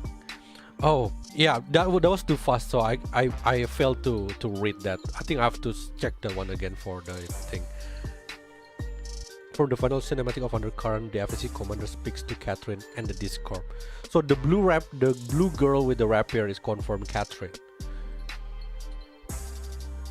Interesting. I would honestly, I would like hope it's two different characters, but it seems like because it both Catherine with the red dress and the blue girl with the rapier is pretty cool design in my opinion. But well, if they're the same person, well, I don't really mind either, to be honest. Sibylla's necklace thing broke. It could be something to do with her home place. Is it kind of like Link? Either it's Link is probably like, or one of those bad omen, you know, like when you have something attached with your family and then it's signed that your family gone or something, possibly. But isn't that Sibylla is in Furor? But Sibylla is from Furor, right? So that means the Furor is gone. If that something happened. Hypercubes are mined from BR00. That's in the mining technology. No, I think hypercubes is mined on any remain of Black Ring. I think hypercubes is going to be mined and on any remain or on any Black Ring. And BR00 is the first time that is it the first time we find hypercube the Keelan? So they can be mined from active Black Ring. It's just really hard. Wait, isn't Catherine the commander? Never mind. I just want to friend Yelena to see each other again. Yeah, but that fails to explain how hypercube were mined before the first Black Ring were suppressed. So it's possible to probably to mine hypercube even the Black Ring still active, or probably it happens near the Black Ring. But that also doesn't explain like the evac for being near a Black Ring though. If you remember on the Night of Wonders, Enfer seeing BR004 from afar is immediately turned into a sinner. So I don't understand like how Fraser can just purposely mining a Black Ring near them without any sense of like being crazy.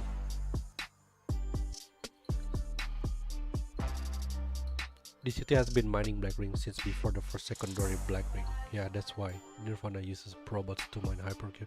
They cannot, so they need Nirvana tech.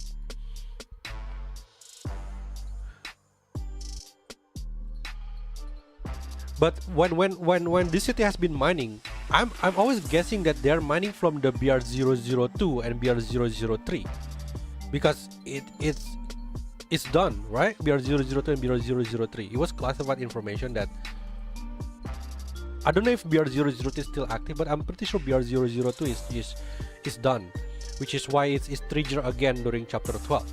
So is it possible that we are actually mining from BR002 all this time? Not necessarily from BR00. At least that's my guess.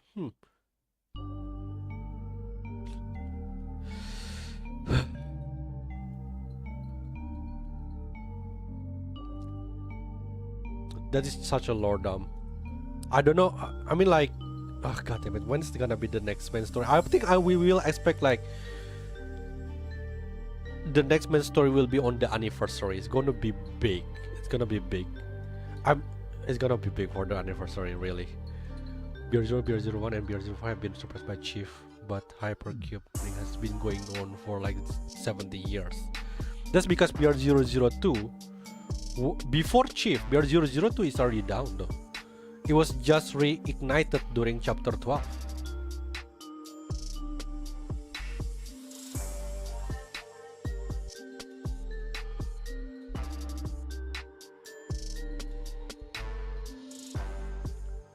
The city was mining hypercube even before its independence, right? It was because, like, to be honest, my knowledge about the hypercube founding is still kind of fake, to be honest, about the timeline with Keelan finding finding this city.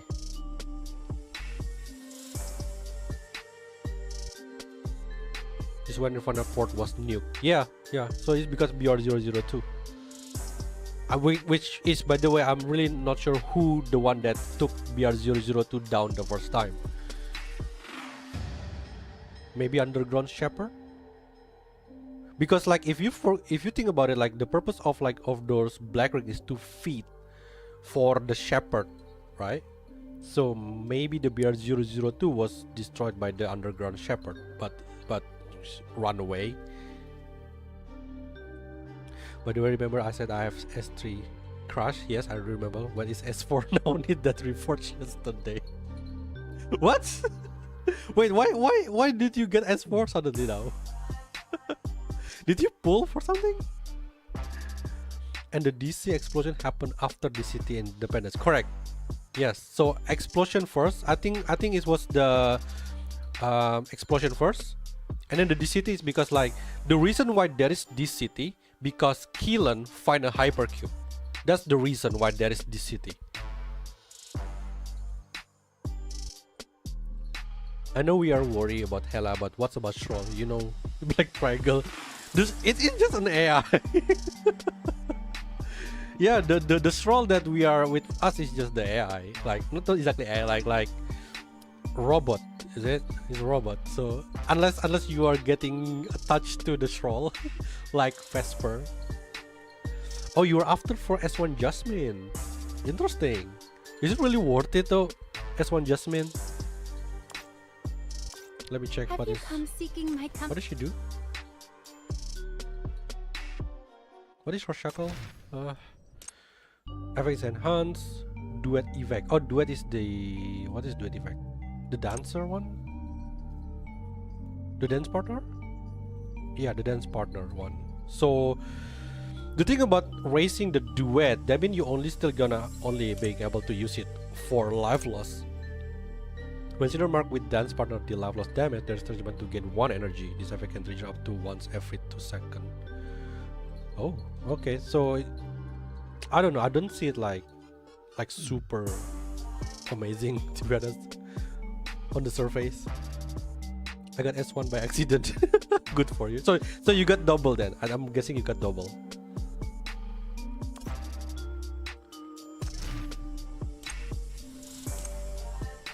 I'm really curious with what's going on actually.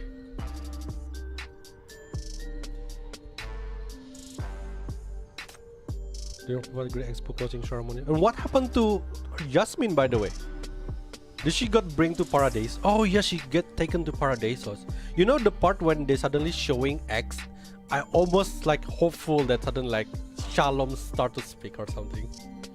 We really need her back. We really need the master manipulator and the strategist to come back. Weapon shall get to new parameter with them burning vengeance.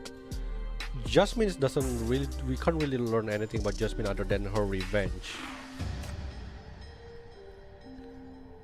I got S1 I got S1 for energy regen. Yeah, I think probably for Drea, isn't it? You want to like nuke your boss with Drea. It's very nice with Bleed team, indeed.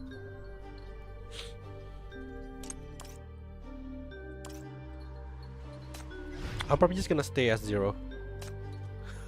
Just gonna stay as 0. Okay, let's take a look at the. We need Pine back.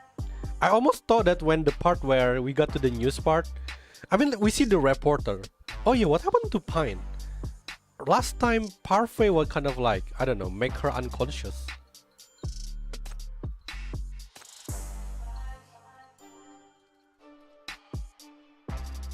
That's a lot, man. Oh, this is good. This is good. I need this for thumbnail. Catherine.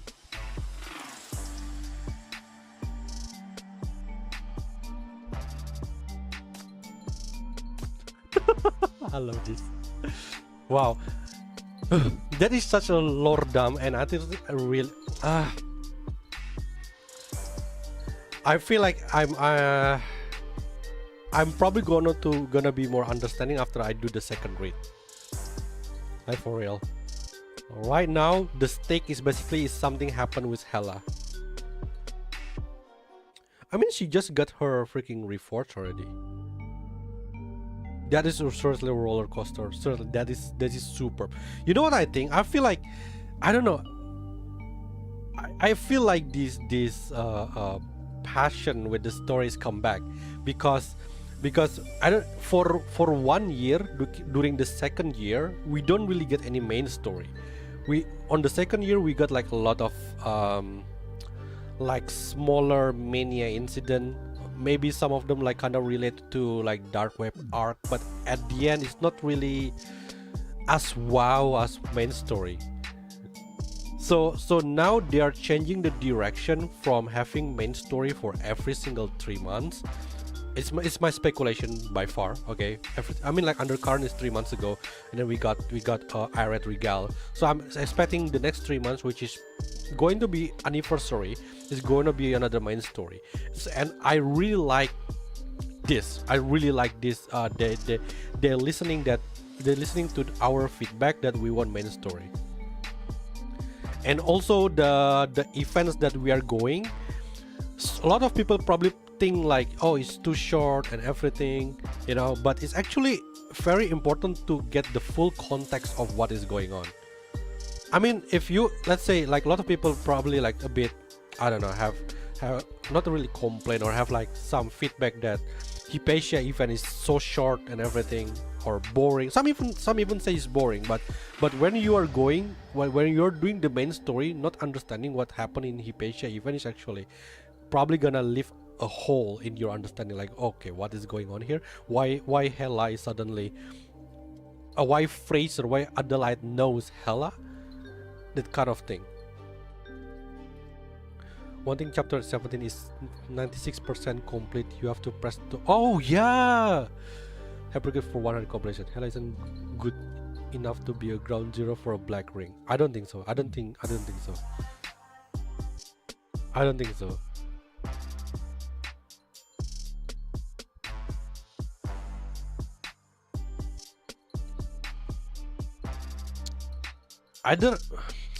Either Hela or it's probably Horo. Hi Kens, welcome by the way. We just finished the chapter 17 by the way, so we just kind of like still in a little bit of discussion because of the hype. Most even were connected to main story. Yes, most even more connected to main story, especially after the second year anniversary, which is good. I mean, like on the second, the thing is like why I compare it with the second year, like there's some event that is just, you know, a filler in a sense, like Velvety Susurration or Toy Box Terror, like it barely got brought up anymore. But since you know, second anniversary, every event is basically, you know, correlated. My question is like, what is it gonna be for the time being, you know? Like now it seems like the situation currently is very urgent, to the point like I'm curious what are they gonna put on the next couple of like events until the next main story, because I don't see it when we are in such urgency. We are worried about our daughter. We're gonna like can focus on any other mania incident. If Zoe doesn't return in anniversary, I got it. Do you know where Hecate is? Hecate was with Chief. Did she make it back from the mission? Yeah, she was with Chief. I'm pretty sure she was with Chief. She's the one who helped, I think, to catch. I think she was fine. Grave Story had something at the end with that curse ring. Yeah, we still don't know the identity of that. It could be related also, possible.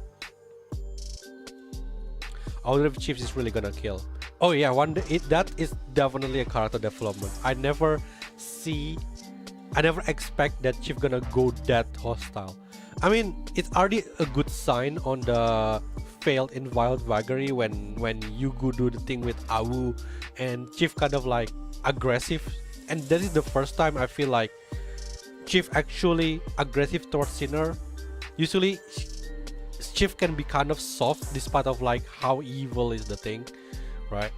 But when daughter is being involved, damn, you're really trying to push the Chief's button there. You just don't messing with the daughter. You just don't mess with the ball. You just don't.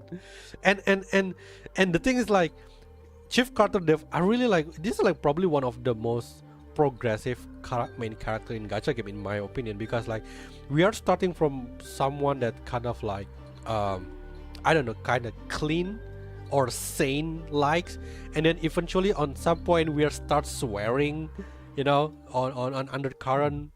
We start swearing, and then now we are gonna like, yeah, I'm gonna freaking kill you. That is really good character development.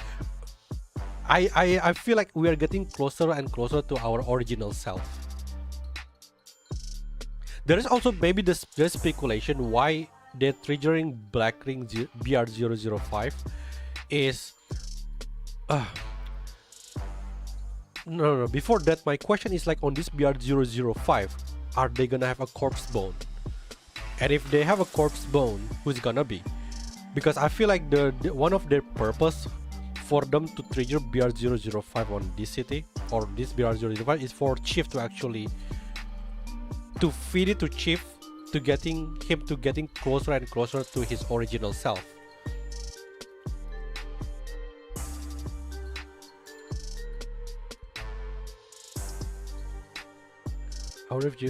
We actually know the owner of the ring is that woman who gave Parfait her power. She gave her the bracelet. We should know the owner of the ring is that woman who gave Parfait her powers. She gave her the bracelet. Wait, really? I'm not. I think I missed that part. I always thought you're talking about the woman with the tattoo around her bottom, right? I always thought it was Catherine at first. So it seems not. So the concern for me is that they are trying to fit more inheritance to the separate. That's what I think. That is why they immediately trigger Black Ring near Chief, because they want to fit the Black Ring to Chief, because that will fit them as great existences.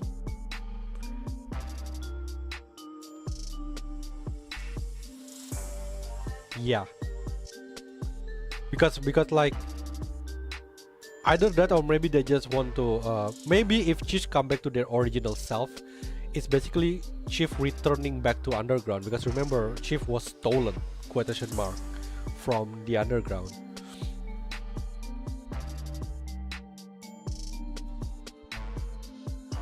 Or whatever Chief have that they wanted back.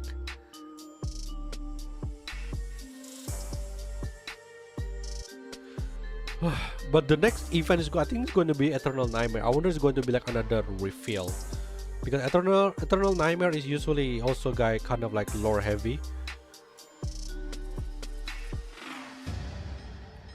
Look at Parfait bracelet on CG. This one? See, it's glowing. It's the same as Grave Ring. Also, that woman stated clearly that she gave her the power.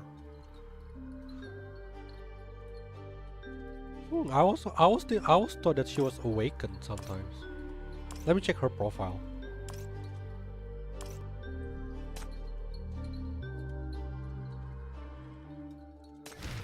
Let's see what happened to her. Medici, infamous guru within one of regarding the allegation of her. She has since faced allegations of involvement in multiple economic crimes, including the fabrication of outlet hypercube that has mutation and investment. The subject has the ability to manifest others' trust in physical form. Interesting. Once she earns their confidence, she can convert that belief into tangible object, including but not limited to currency and goods. However, should this trust be lost, the materialized items will vanish accordingly. During the years the subject has been active in East Side, she has never publicly used her abilities. However, investigations indicate that her powers had already awakened by the time she first appeared at East Side's social event under Parfait Medici identity. The subject media corruption level is relatively mild, showing no obvious surveyed infection symptom and retaining clear mental. There's no mention about bracelet. Damn.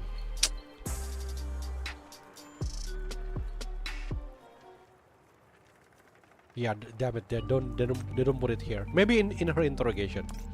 I don't know, possibly. So at this point, we have so many factions right now, right? We have the FAC, or at the very least, the dark FAC, the one that, you know, the one with the red glow. Yeah, the one with the red glow weapon. And then we have the Outland, and then we have the Fraser. I don't know which side is Parfait now. I don't even know anymore. I was thought like Parfait is like in cahoot with the Outland, but apparently when she meets Yelena, she just helping her. Just call them the Discords.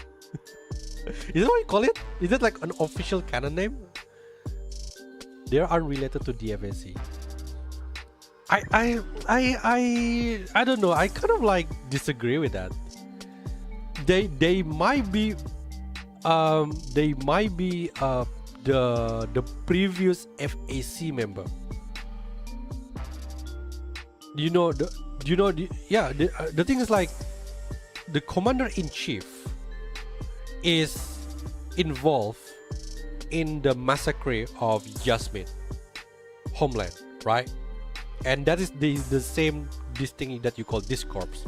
Now that same commander is on FAC, but the thing is like the problem that is with this current FAC is like Jasmine thought that this FAC, the one that protecting us from Black Rick, is the same as the one that massacred her homeland, but it's not. It's different. So the original one, the one that massacred her homeland, could be the red glow one. It's like the old FAC, the actual military one.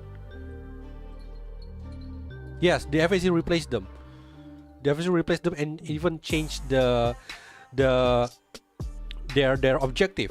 But that's not necessary that they have the same member when they're changing or they're being replaced. They have the same member.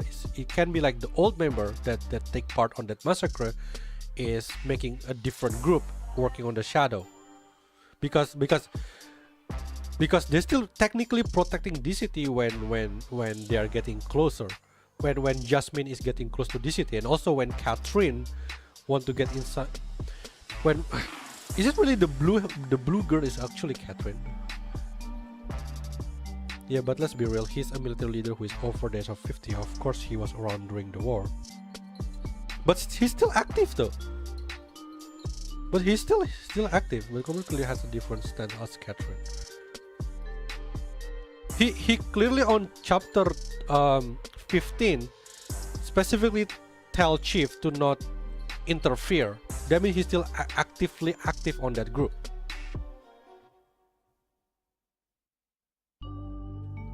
I don't really understand like how the commander-in-chief is related to Catherine, to be honest. They're not just going to fire their entire general staff because they reorganize. Well, it's not necessarily fire. What about if like a war crime? So they are being like what do you call it? What's the word? My English, exiled or something like that. So it's become like a Suicide Squad kind of situation. I think when Adelaide made announcement accusing Parfait friends to the ones who killed that officer driving Sibylla, so it was his assassin, Parfait decided to screw him over. Wait, what? I think when Adelaide made announcement accusing Parfait friends to the ones who killed that officer driving Sibylla. Okay. Oh, the muscle lady. Yeah. I think her name is Adriana or something. So it was his assassin. No, I almost thought. Also, no, I actually thought it was the phrase Adelaide assassin also, but apparently it's not. Parfait decided to screw him over.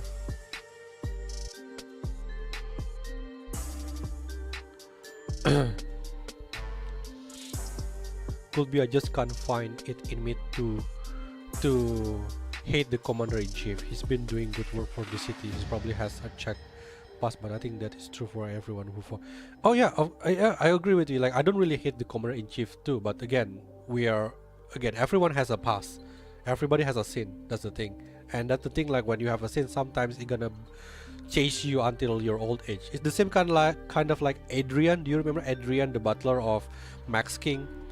He basically life clean, but his past is being used by Bernadette for a bargain, right? So commander-in-chief can be the same situation, like, okay, you know what, you do this kind of bad things in the past, so now I'm gonna give you this task for you to just amend or just keep continue what you're doing.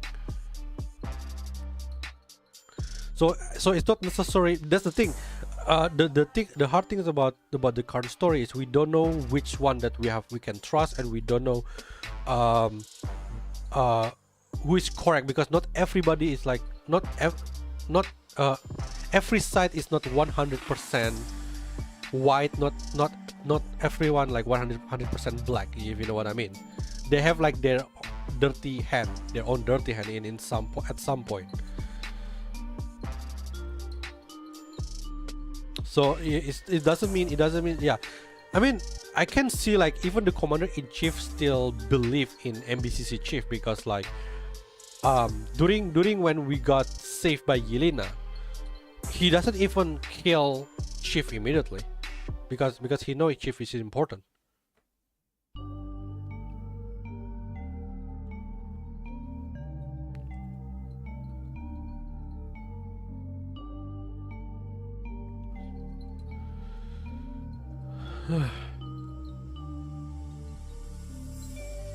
I'm still super trying to digest what happened just now. Holy crap.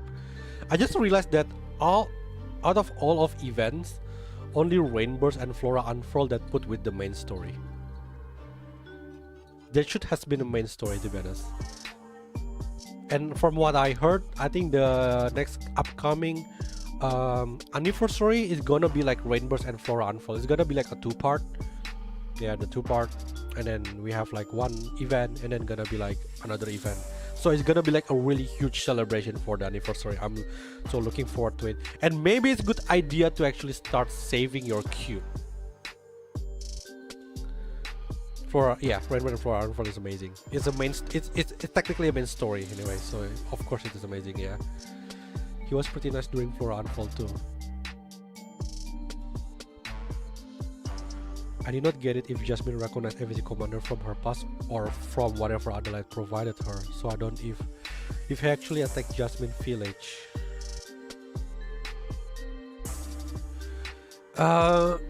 I'm in the position that I believe he was there. I don't know. I just have in the belief that he was there. It could be Adelaide, but can be Jasmine can be mistaken for someone that is not attacking her village. And if he is not, attacking the village, then how come he is part of those? You know, let me just show you, because it doesn't make any sense for me. If he's not the part that attacking the village, then how come he's part of the these people? How come he's part of this? It's not. That means he has been a member for a long time ago. And then at the end he speak with the Catherine, right? I think, yeah, somewhere. It's I think it is Catherine. God damn. Right? Because otherwise he will not be in this position if he never have any involvement on that, you know, war. Even if he did, everyone was committing war crimes back then. He's not exactly uniquely evil. Yeah, I don't think he's evil though. Yeah, as Nightingale explained also, like I couldn't really blame fully. At first I was thought like, oh, what DCT people is really a jerk for invading other state. Yeah, but at the same time, and then Nightingale explained like, because we have hypercube and we become the target of attack, then we have to do this kind of stuff. Like, is justified, not justified. It depends on your moral value. Is next week on CN? I think there is no reruns after CNX banner. It's straight to anniversary. It's next week on CN. I think so quick. Oh, I remember. I think Flora Unfurl also the same. It was Flora Unfurl. So instead of like having a 1 month difference, it's going to be like, I think last time it was like Flora, no, Rainburst, and then 2 weeks later it was Flora Unfurl. So the difference is, that is exactly why I said that I think you need to save your hypercube, because on that month we technically gonna have like freaking how many, 4 sinner, because the distance between the 2 events gonna be 2 weeks. So yeah, be prepared. Wait, is it yeah, 4 sinner? No, I think 3. Okay, wait. We have C-Nex S rank and then maybe 2 limited and unlimited. So oh, I mean 3 sinner. Sorry, 3 sinner. So be prepared for your hypercube. I feel like I remember I told Vesper that, you know, if you want to collect sinners, I think don't go for shackles. Yeah, because like it's you will be able to catch up. But this time, since they changed direction, where I think they're going to start releasing 2 sinner every 3 months, especially during main story, it's gonna be like harder, so you need more luck. Yeah, for the thing. I think my hypercube is also in danger. Maybe I gotta start spending more, because usually on the limited sinner I always after shackle. It's the only time that I after shackle for limited. The rest is I never. I want to say next also. Yeah, looking forward to that. Oh, what happened is, what is this? Oh, we have that, okay. Okay, anyway. Whew. I think I'm gonna close it here. It was like one hell of a run with the main story. I think I'm gonna take a break for a while after all of that. That is some crazy stuff that's going on, so yeah. Hat off for the Patternware writing team for, you know, I think they are cooking again, so I really want to see next, but any sinner are never a skip. Do you even ever skip a sinner or the? I don't think so. I don't know why, but I have a feeling that you are someone that never skip a sinner. I never skip a sinner. I never skip a sinner, yeah. We gotta arrest them all.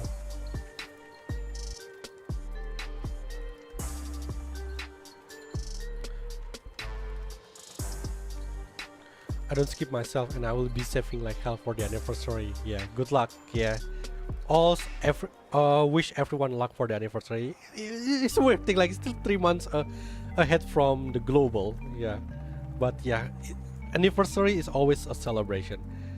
But now with the main story every single 3 months, hopefully, then maybe every 3 months will be always a celebration. I mean, dispatches has been very huge. I'm not even touching these 2 yet. I don't even know what the hell is this. I don't even know what the hell is that. I'm not even start the data crayfish yet. 0 out of 6. So many things. But I'm happy. But at least we are kind of busy, right? And then now we have like the reforged system. Yeah, this is surprisingly, I'm really like this system. It's kind of grindy, but I really like the idea of like that you can kind of like build your own style in a sense, you know. So you don't have, if you, let's say, just you know, just example, not necessarily how it works, but you can make, for example, you want Eti, for example, as a DPS, or you want Eti as a support. That's actually really nice for like having a branch or different type. Yeah, and you can switch it anytime you want. I'm happy with that, and I know that a lot of people don't like it because it's so grindy, but I feel like sometimes being grindy or get things slowly is actually necessary to just give you something to do. They said anniversary was going to be end of an arc. It's going to be so good. From what I heard, I think it's going to be the end of arc of this arc specifically. Yeah, I mean, it's a Black Ring, so most likely we're going to deal with the Black Ring 005. Most likely. So we probably can speculate that every single end of arc we're gonna deal with Black Ring. That's like the highest what do you call it? Threat in Patternware. Black Ring. Always the Black Ring. I skipped quite a lot to get S3 Shalom and S3 Coco. S3 Coco. I can understand Shalom, but S3 Coco? Oh, is it because like maybe you thought Coco gonna be like a limited sinner?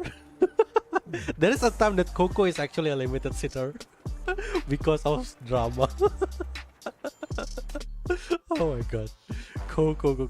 I'm glad she's back.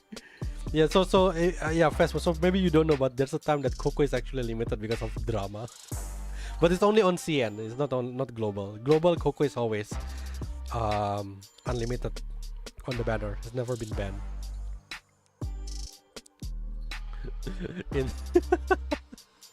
Oh, the journey, you know. Yeah.